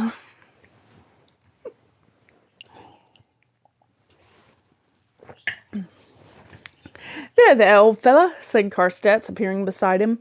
"Let's get you indoors and into your coffin, shall we? Have a lovely state funeral. That'll be nice, won't it?" "Brains," said Antrobus, unheeding, the drool dripping into a dark stain on his robes. "Must eat brains." He finally noticed Carstets and decided to start with a light snack. The crowd gasped and gagged, and some of them fainted as their Imperial Majesty fell upon a surprised cavalry officer.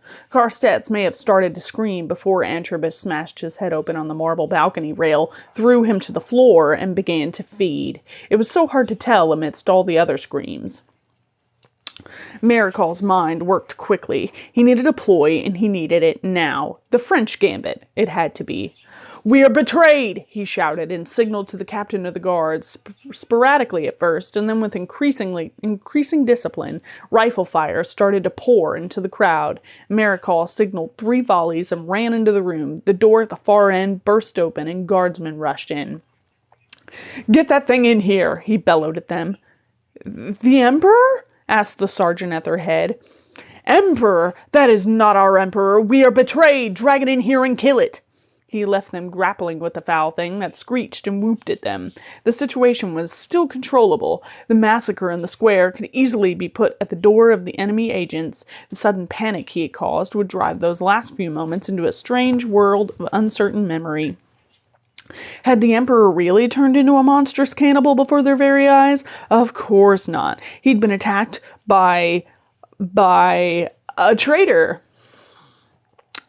Carstets had attacked the Emperor, a life-and-death struggle, the heroic efforts of the Emperor killing his own assassin, even as he breathed his last. Yes, it could work. It was a shame about Carstets, though. He'd owed Miracle money. He ran through the palace unheeding of the precise course he was taking, uncertain even what he was looking for. He swung 2 doors open and found himself in the great banquet hall of the palace. It was one of the more medieval parts of the place, a long table running down its center, a balcony running around from the end of the great staircase on the northern wall, a minstrel's gallery. At the far end, unsuccessfully trying the doors there, it also had Johannes Cabal.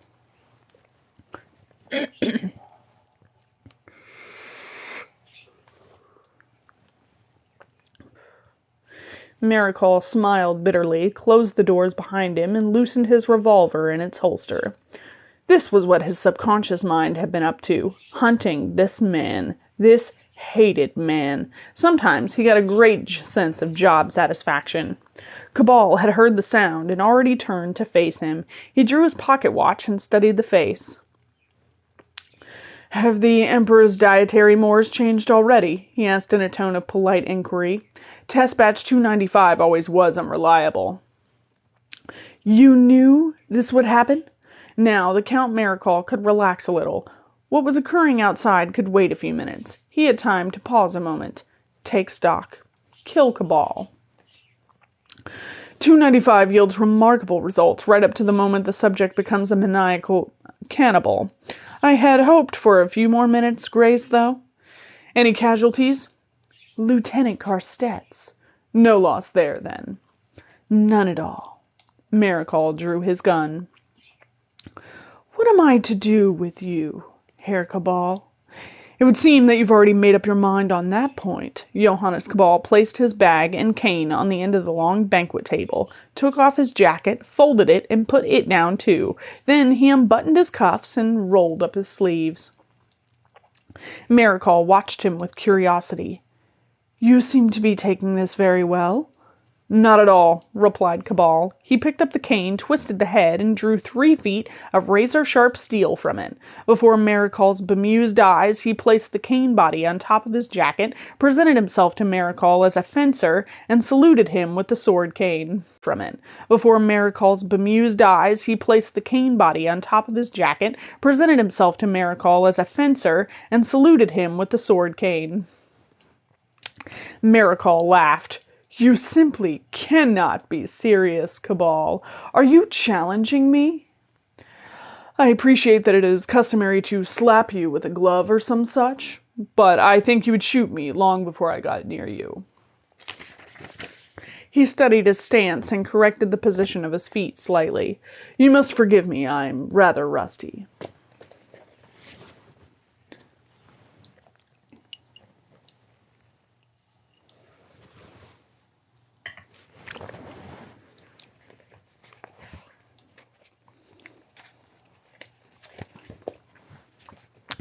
Don't be a fool and think I'm a fool. Why should I waste any more time with you? He leveled the gun. You don't deserve a chance. Cabal flicked the tip of his sword through the 4 quarters. Sixte, quart, septime, octave.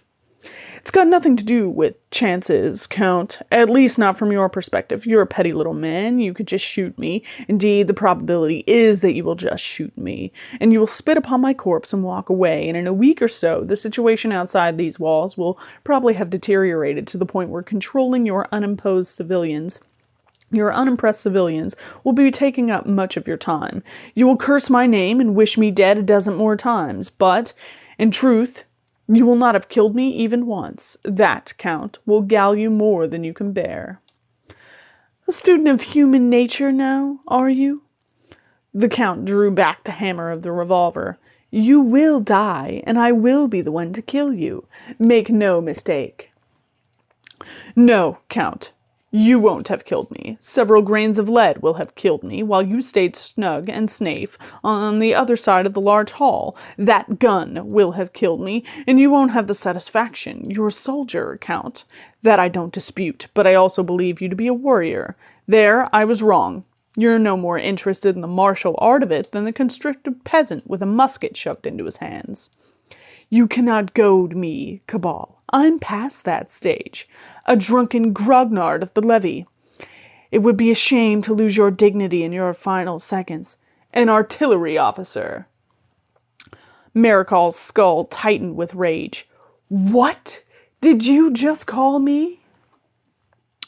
An artillery officer. Safe behind the lines. Cabal lowered his sword and gestured at the gun. A mechanic. Maricol knew that it was sheer foolishness to throw away a great advantage for a slightly smaller one. Madness. But there were only so many slurs a cavalryman can countenance. When Cabal died, when his face took on that delicious expression of mortal surprise, Maricol wanted it to be because there was a saber through his heart. More than anything, Maricol wanted to feel Cabal's ribs grating on the edges of his blade as he twisted it in the hated necromancer's chest. That would be a thought to keep him warm in the difficult times that were surely ahead. His rage settled and became cold and hard. With economical movements, he opened his revolver and ejected the cartridges. They bounced sharply, sending echoes around the hall. Then he threw the gun to one side. The next sound was the hiss of his saber leaving its scabbard.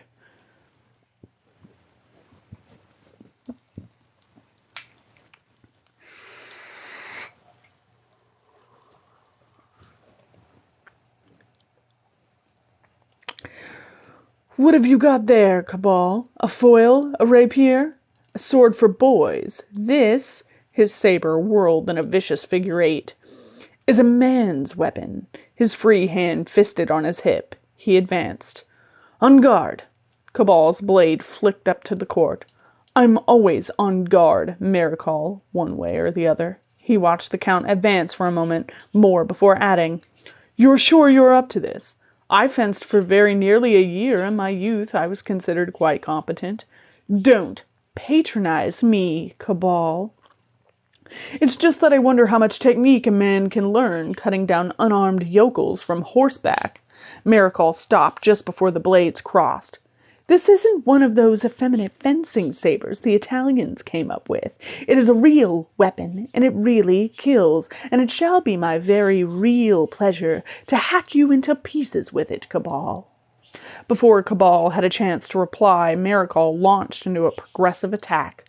Cabal fell back immediately under the ferocity of the advance. Maricol was a strong man, stronger than Cabal, and the beats that rained down upon his rapier struck sparks and generated vibrations to his wrist that felt as if they might go numb with it given enough time, if he lived that long. Cabal considered his options. Maricol was no sporting fencer. He fought to kill. The strength of his attack was clearly intended to destroy Cabal quickly, and the physical power of the heavy horse saber might do it, too. Fortunately, his sword cane was designed for practical combat, being far more forte than foible, but without brittleness. Still, he was already running out of room with which he could retreat. He needed to make Maricol think again if he were to stop this dreadful hail of steel. A poor feint, followed by a quick step back to give him the room for a stop hit with rassemblement, allowed him to pink the top of Maricol's wrist. Cabal used the moment of surprise to run past the head of the table and gain more space.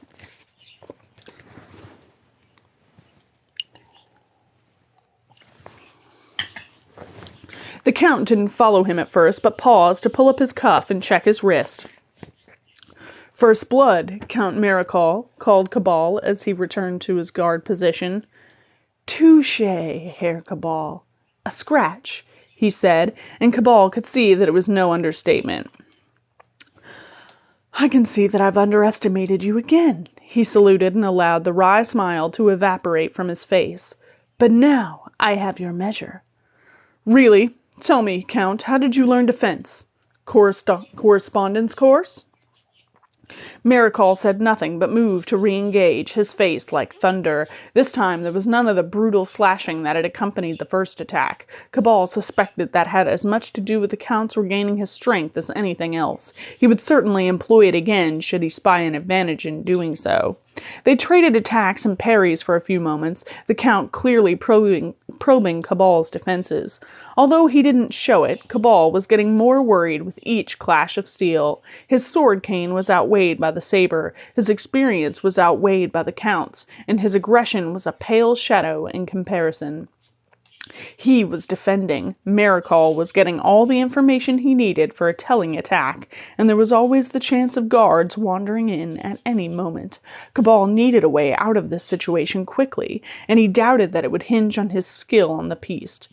He needed to look at the whole picture and find an escape. For the moment, however, it eluded him, and then Maricol launched an attack, and Cabal didn't have time to think about anything else. It ended with a cutting blow that Cabal parried with difficulty, although he made it look easy, half the psychological game in fencing. He countered with a type of saber riposte that he'd seen the Count make, from tierce to the head. Maricol parried it easily, but made it look difficult, the other half of the psychological game. Cabal had looked death in the face on numerous occasions, but he had always been careful to give himself some chance of survival. There were very few grounds for hope here, though. You look worried, Herr Cabal, said Maricol. Something on your mind? There is. Since you ask, I was just thinking that this is all a dreadful waste of resources. I appreciate that you intended to kill me, whether I succeeded or not, but that was politics. But think, nobody else knows about me. Wouldn't it make sense for you to supply me with a laboratory, and I work for you? I'm sure I could be of use.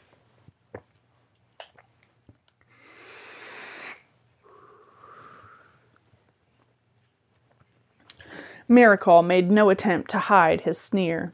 Are you begging for your life, Cabal? Not at all, just attempting to make something constructive of this debacle. By the same coin, if I were to kill you, the Count laughed contemptuously.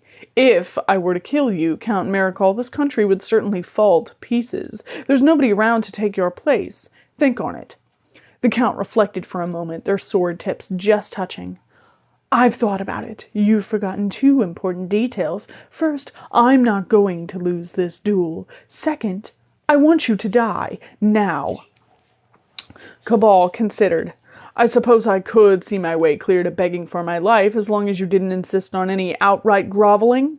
Maricol's blade supplied his answer. Cabal tried to break ground and disengage, but Maricol covered the distance with an impressive flesh that Cabal had to dodge, followed immediately by a passata sotto, known outside fencing circles as ducking to avoid being decapitated. This was an unwelcome development. Cabal had gained the impression that Maricol probably started dueling as a student in the fashion of the Prussian Schlager, a bizarre contest in which the combatants' main goal is to supply each other with scars about the face, which impress the ladies to no end, apart from the armor for two parties are covered with in order to reduce all wounds to a cosmetic level. Its only notable feature is that the duelists never move from the spot.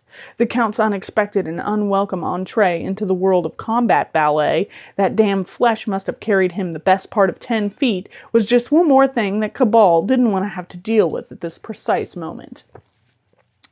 It was only when Maricol said, "Touché, Herr Cabal," and smiled malevolently that Cabal realized he'd been hit. His shirt was ripped high on his left breast, thrust having penetrated the cloth, scoured his chest, exited beneath the shoulder, and done the same to his left upper arm.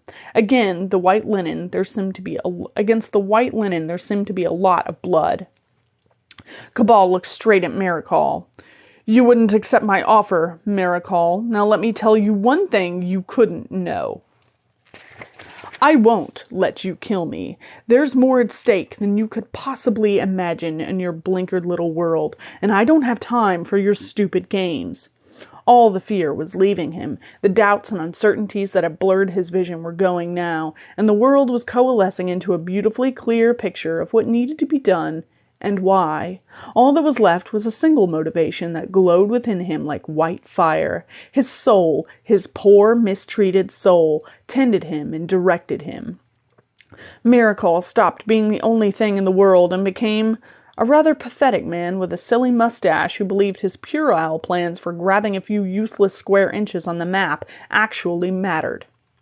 "I am leaving here, and if you attempt to stop me, I shall kill you. Is that understood?"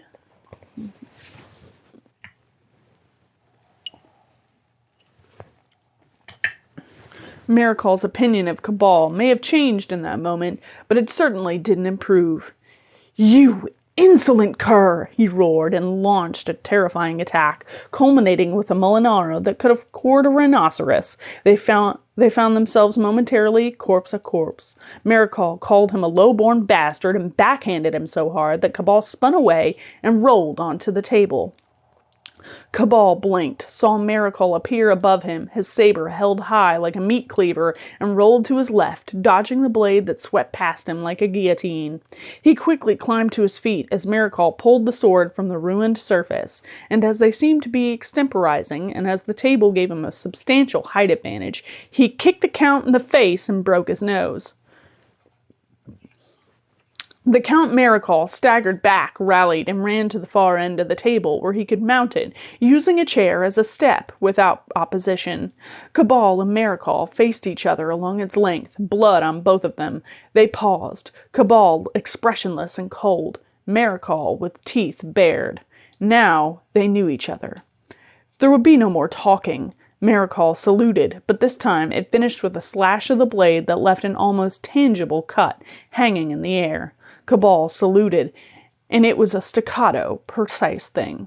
His sword tip traveled to precise points. His wrist moved through exact angles. Then they fought. And that's the end. That's the end of chapter 2. And you're probably wondering, well, who wins? You don't get to know. You don't get to know until the end of the book. Well, you sort of know, but you don't know how or why.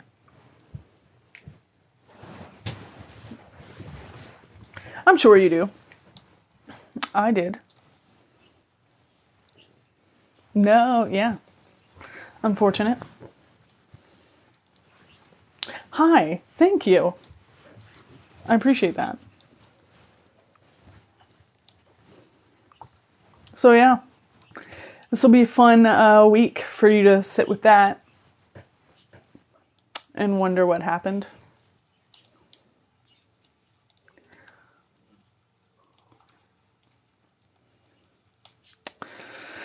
So, told you, it's going to be a cliffhanger. I mentioned that.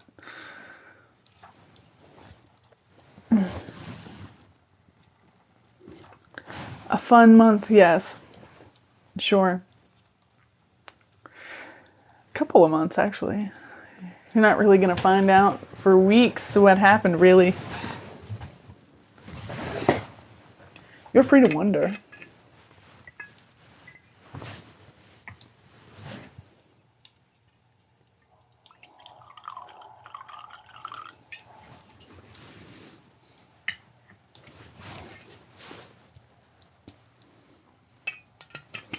You'll find a way. You could always get the book and read ahead if you really wanted to. You know, like Thorny did.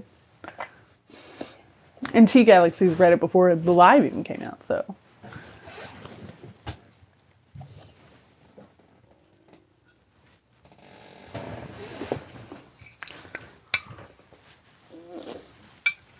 Yeah, I never said you couldn't read the book and find out before everyone else.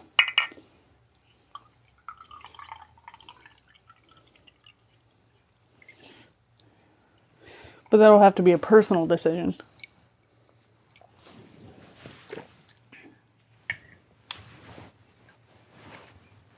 Oh, for sure.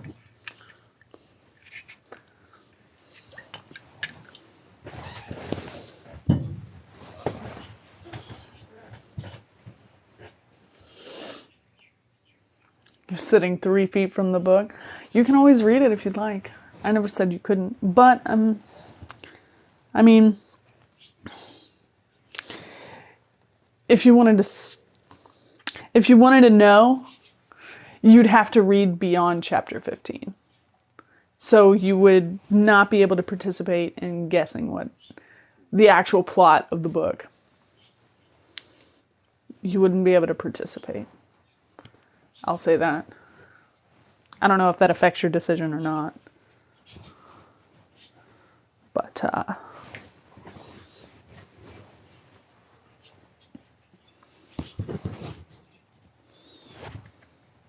yeah. Unfortunately, you'll have to choose.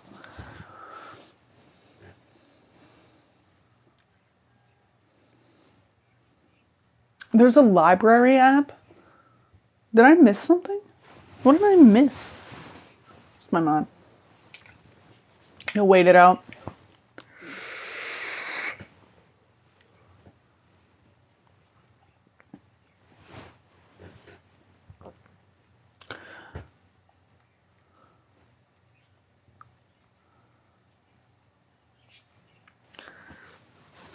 Good impulse control. I like that.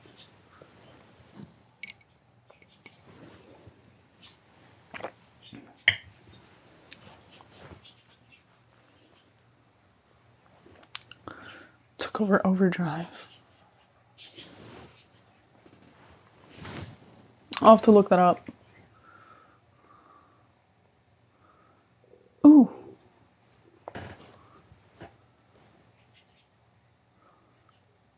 That sounds super useful, actually. If that's what it is. Ah, sweet. I'm gonna have to look that up.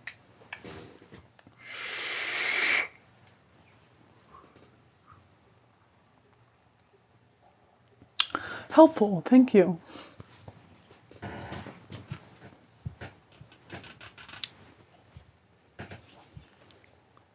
But yeah, so we got a week before we really get into the story. And I'm glad you all seem to like it so far. It's different.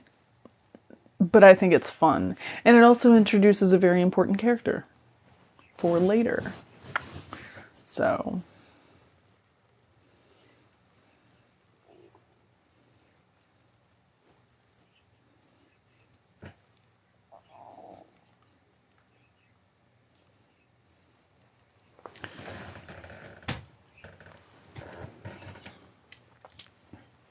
yeah, so this should be a really fun time.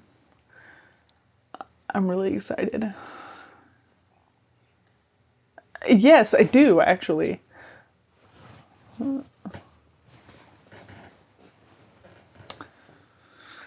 I didn't even think anybody would notice that I had cufflinks. So, thank you for validating that decision. These are just my cufflinks. Just put in my own cufflinks. I, in actuality, really enjoy wearing a suit.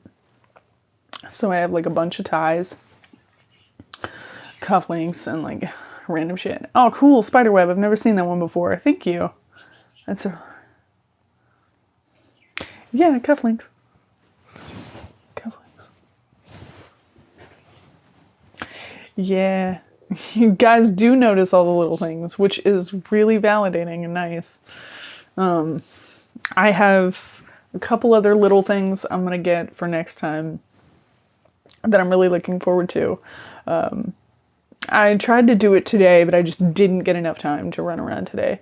Because I wanted to get back into this. Because I tested it yesterday, and I didn't finish all my errands. It's just a syringe. It's not even a pen. It's just a syringe. I just keep playing with it. It's one of my favorite things. Denki got it for me, so. He knows I like old medical equipment. Anyway. Of course you're not surprised. You shouldn't be. The clip? Oh, the tie clip? Thank you. I've got a nice plain one for Johannes because it just seemed more practical. I don't have a whole lot of like really flashy ones though. Or a whole lot of really flashy stuff.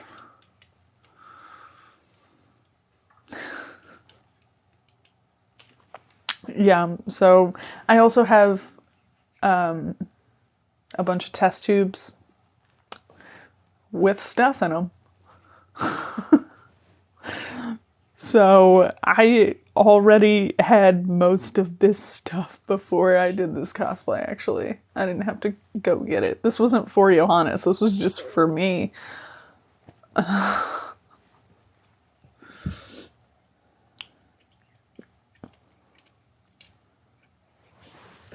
Aw, bye, Lady Eva.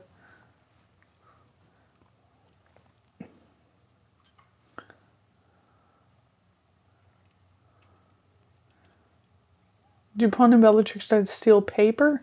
Not paper. Pond likes to eat things that she's not supposed to.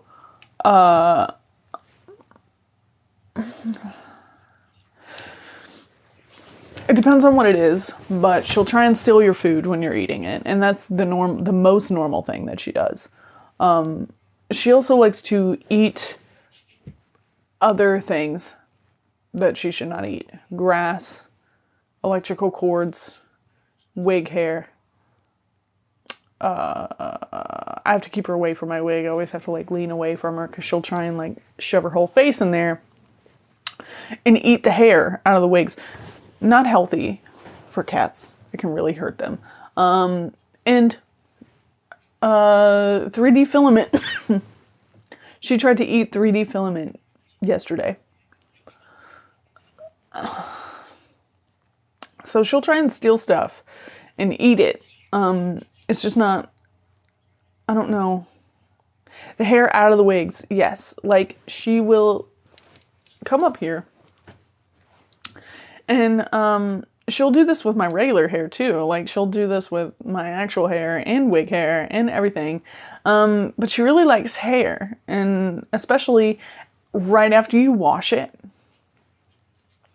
she will come up and shove her whole face like she's rubbing on you, like just sort of rub her cheek against you for a little bit, and then she'll bite you. She'll start biting and like kind of jerking you around a little bit, and she's eating your hair when she does that. And we didn't know she was doing that for a long time.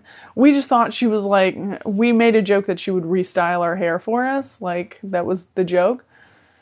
Until one day, like, Danky, like, was like leaning away, like trying to move out of their circumference, and noticed just like all the way down her throat was her hair. And they had to like pull the hair out of Pond's mouth, and they were just like, "What are you doing? You're a monster." And Pond was just protesting the entire time. It was just like, "No, wait, that's mine." And Tanky was like, "No, it's not. No, it's not yours. You dumb bitch." Like, and so now we're like very conscious of what she's doing when she's rubbing up against our head, because we didn't know she was eating our hair for the longest time. And now that we do know, it's not great. So we always kind of have to like lean away from her. Yeah, I don't know what it is about Pond. Pond likes to eat stuff they're not supposed to. They'll also eat like your food too. So like they'll eat stuff that they are technically not supposed to have, but makes more sense. They stole a bunch of barbecue chips from me the other day. They tried to steal Danky's sandwich. I was eating pizza one night, and Pond came up and just started eating the toppings off of my pizza. So the cat will eat stuff. Like, the cat will eat stuff. Even stuff she's not supposed to have. And yeah, 3D filament.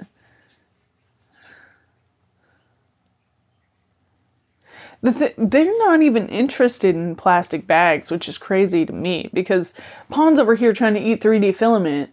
She's got a whole stash of plastic bags right in the kitchen.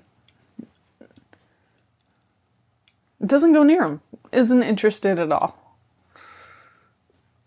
Can't figure it out. The cat's weird. Yeah, eats 3D filament, but ignores plastic bags. And the thing is, it's like, when she was trying to eat 3D filament, we actually had just given her, cause, we're afraid they might have worms, so we gave them a dewormer, and we put it in, like, we gave both cats like half a can of tuna, and they love tuna. Like, anytime we're actually going to eat tuna, and like we open the can of tuna, both of them will just like hop up on the counter, like, well, thanks, we'll take it from here. It's like, no, this isn't for you. We actually gave them half a can of tuna each with dewormer in it. And it was like, because we actually gave them the tuna, they were suspicious about it, and they were like,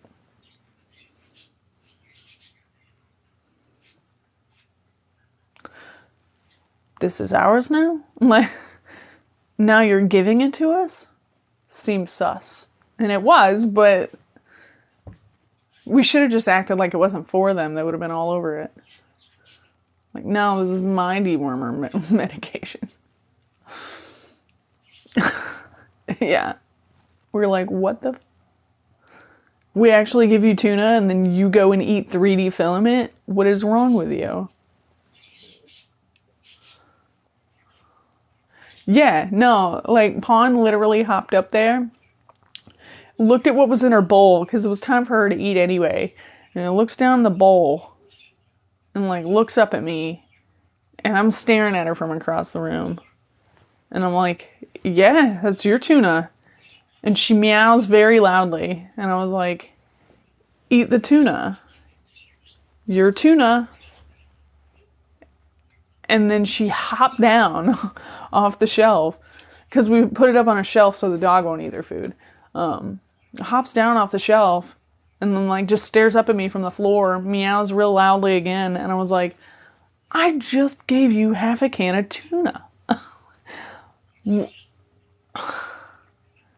What else do you want? What else do you want? You beg me for this on the regular. And now I give it to you and you're suspicious. Cool, whatever.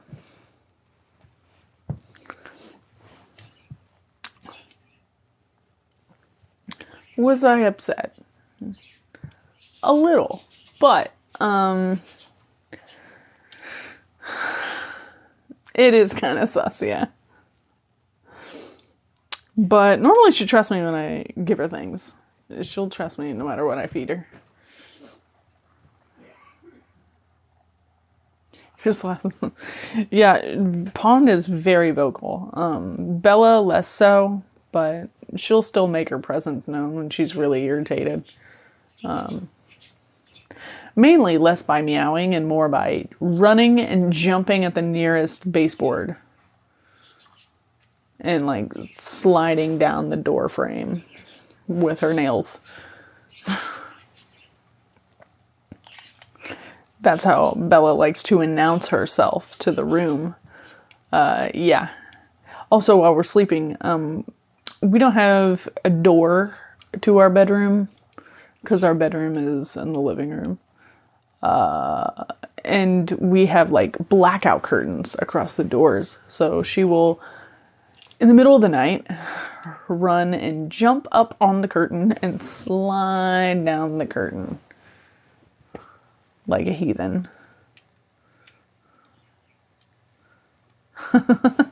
Normal cats are not like this. That's the thing. I'm pretty sure our cat is a demon, and I'm pretty sure we are the ones that manifested that.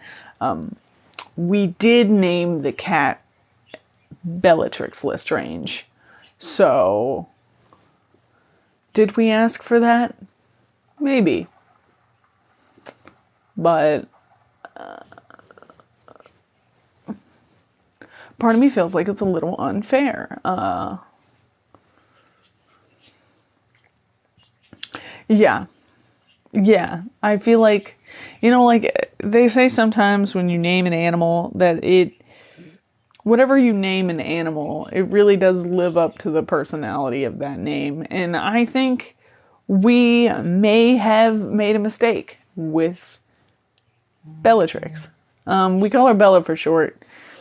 But certainly does live up to the reputation.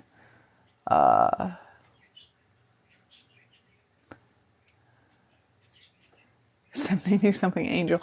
Yeah, that has the opposite effect, where if you have named it Angel with the anticipation of that name affecting its personality in some way, you have then overstepped and had the exact opposite reaction. Anybody with a pet named Angel, it is an automatic demon.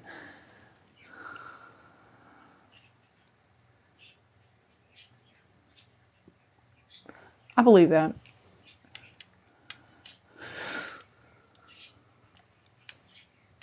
Yeah, the only way you can nullify naming an animal Angel is to get another one and name it Devil or Satan or Lucifer. And if you only have an animal that is named Lucifer or Satan or Devil, then it is the nicest fucking animal. I don't see how.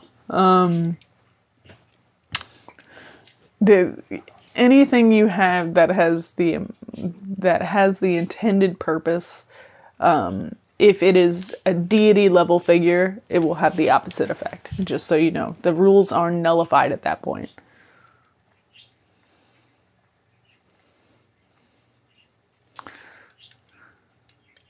Whatever. I don't believe that for a second, actually. I think Lucy seems like the nicest fucking cat. Maybe a bit demanding in the food department, but the thing is, all cats are like that. That doesn't make them a demon. What makes them a demon is them coming up in the middle of the night while you're sleeping and cover all of your breathing apparatus, anything that you could breathe out of, just making sure that that is thoroughly covered by their entire stomach, and then waiting until you start suffocating. That is what I would argue would be,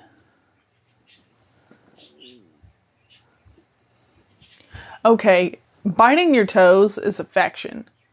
And picking on a blind dog, to be fair, I would also pick on a blind dog. I respect that cat.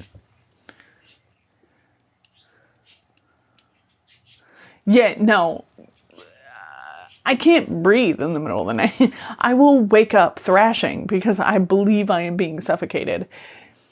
And that's after normally struggling for a long time to get to sleep. I didn't get to sleep until like 10 a.m. And then all the animals were being extra as hell last night. So Pawn came up and covered all my breathing holes. Bella, or no. Pawn did that and then left and then went under the bed and started puking on Denki's clothes. Bella raked all of her nails down the curtain, and then the dog went in the kitchen and knocked a metal bowl off the counter, which woke everyone up. And then, after they got the bowl thing taken care of, because I didn't wake up enough to do that, and I'm in the middle, so if I get up, I wake everybody up. So, instead, Sarah got up and dealt with it, and then immediately after he had dealt with the cat vomit, the dog came in, and he does this thing where he shakes his ears really, really loudly. I don't know how he manages to make that simple action the loudest thing you have ever heard. But he did that and then woke Denki up. So then everybody was up. All the animals were just being the absolute worst last night. It's the loudest sound ever. And the metal bowl was what got me. I was like, I remember that happening. And Denki was like, oh yeah, you sat straight up in bed. I just sat straight up, like immediately awake. I was like, the fuck was that? And that was after struggling for a really long time to get to sleep. So yeah, it was...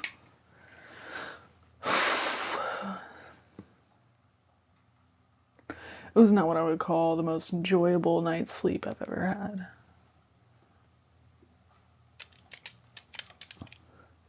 I just opened curtains. Yeah. The cat vomit thing. Denki was like, you know what? I think I'm going to change my alarm tone to the sound Pawn makes when she's about to vomit. Because I will wake up real quick. I was like, yeah. That would maybe be a good move. You never ever sleep then.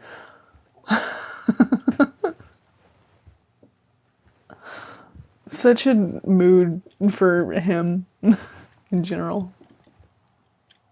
Yeah, it would work. It would work. I know it would work. Yeah. That like weird like hawking sound they do repeatedly. And you're like,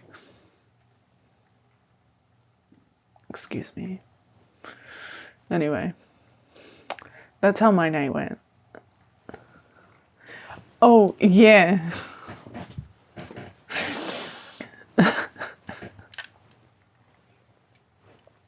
And it was really funny because we were all asleep.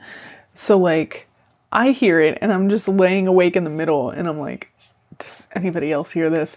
And then Denki shoots straight up. And then Sarah wakes up and he looks over and he didn't even know what to do. He just points down. He was like...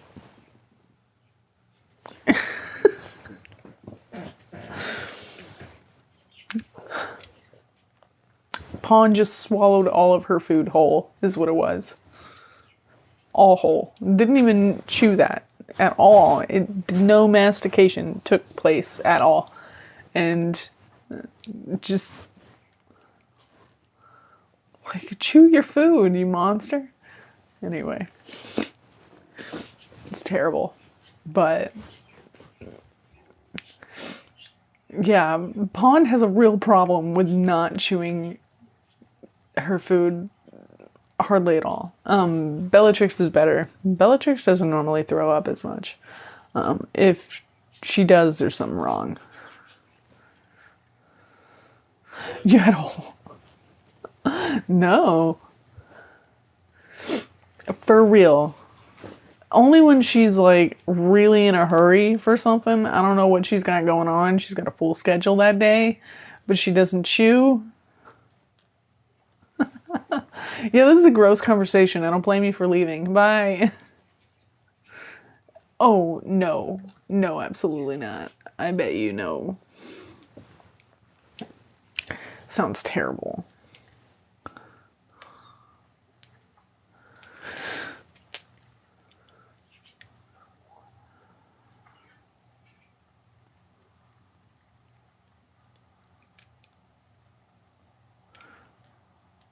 I'm on 19%. I'll have to go sometime soon too. Otherwise my phone will die because I don't have the charger in here. It's in the other room.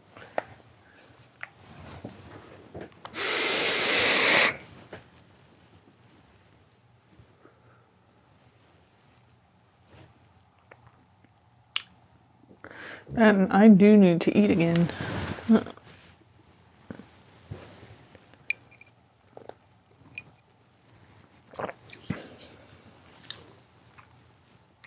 Yup.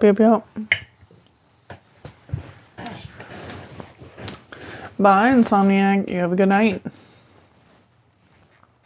Thank you for joining us. Also showing me all your jawbones. I really appreciate that.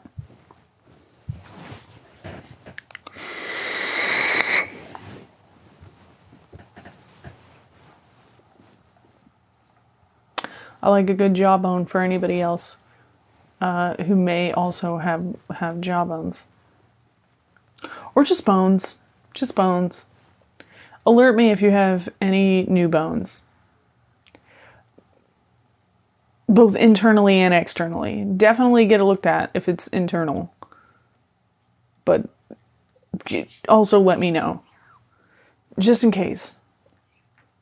You never know. Always down for bones. Yes, I am. How nice of you to notice. I'm a large proponent of having a vast quantity of bones. Oh, sweet. That sounds like an amazing time.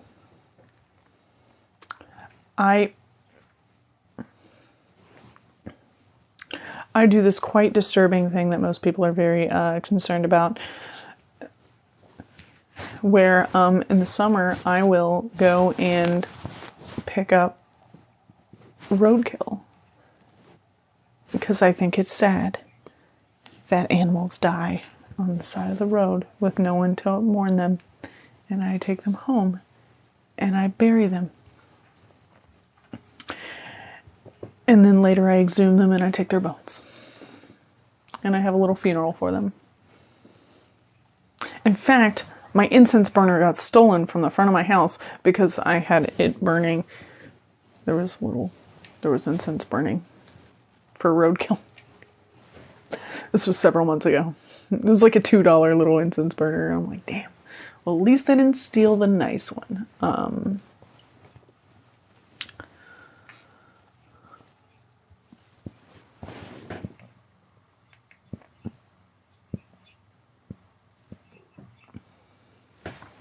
Depends on the strain of the brake.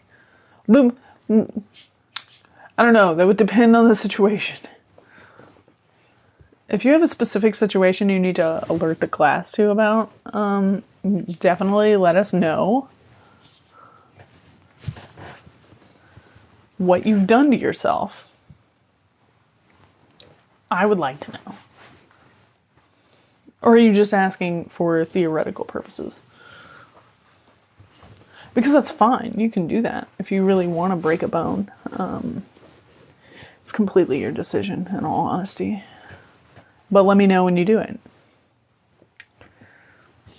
Also, bone stories. Anybody have any cool bone stories? Let me know. And that goes for anything. You can comment any bone story on any one of my videos, and I'm never going to be upset about it. I'll be like, this doesn't have anything to do with this video. Don't care. Tell me about the bones. Also, thank you for the rose. But yes, everyone tell me about all their bones. Not all your bones. Some of them are boring. Okay. Then I would venture to say that that would count. Also, thank you for alerting me.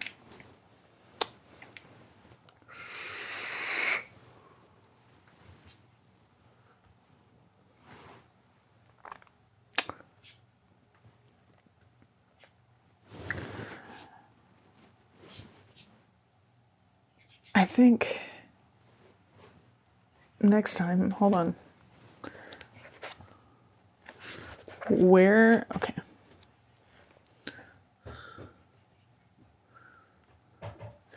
Ah, sweet. Yep, it is next time. We're gonna, there's events that happen next time that I'm excited about.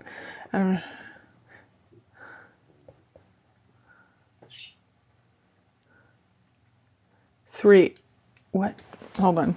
I missed part of this.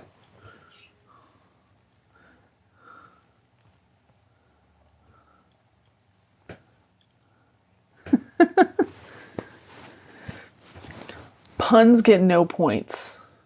It doesn't matter if I laugh.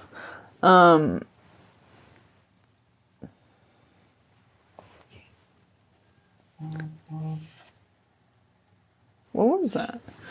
Oh no.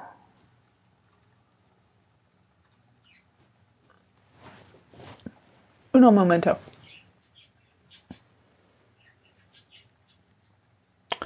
Oh no.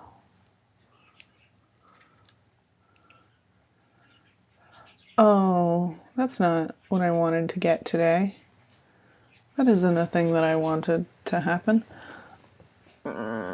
Cool. Okay, sorry. All right.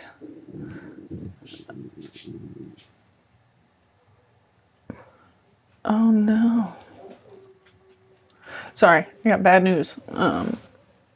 Not public bad news, just personal bad news. Nothing to do with the here and now of the situation. Just distracting. And unfortunate. I recently had a acquaintance contact me about some information about a person that I used to know, that they wanted to tell me. They wanted to ask my advice on what they should do, and told me about the stuff, and they're messaging me again about some more unfortunate things that have happened. Great. Love that. Well, I may have to go and deal with something personal.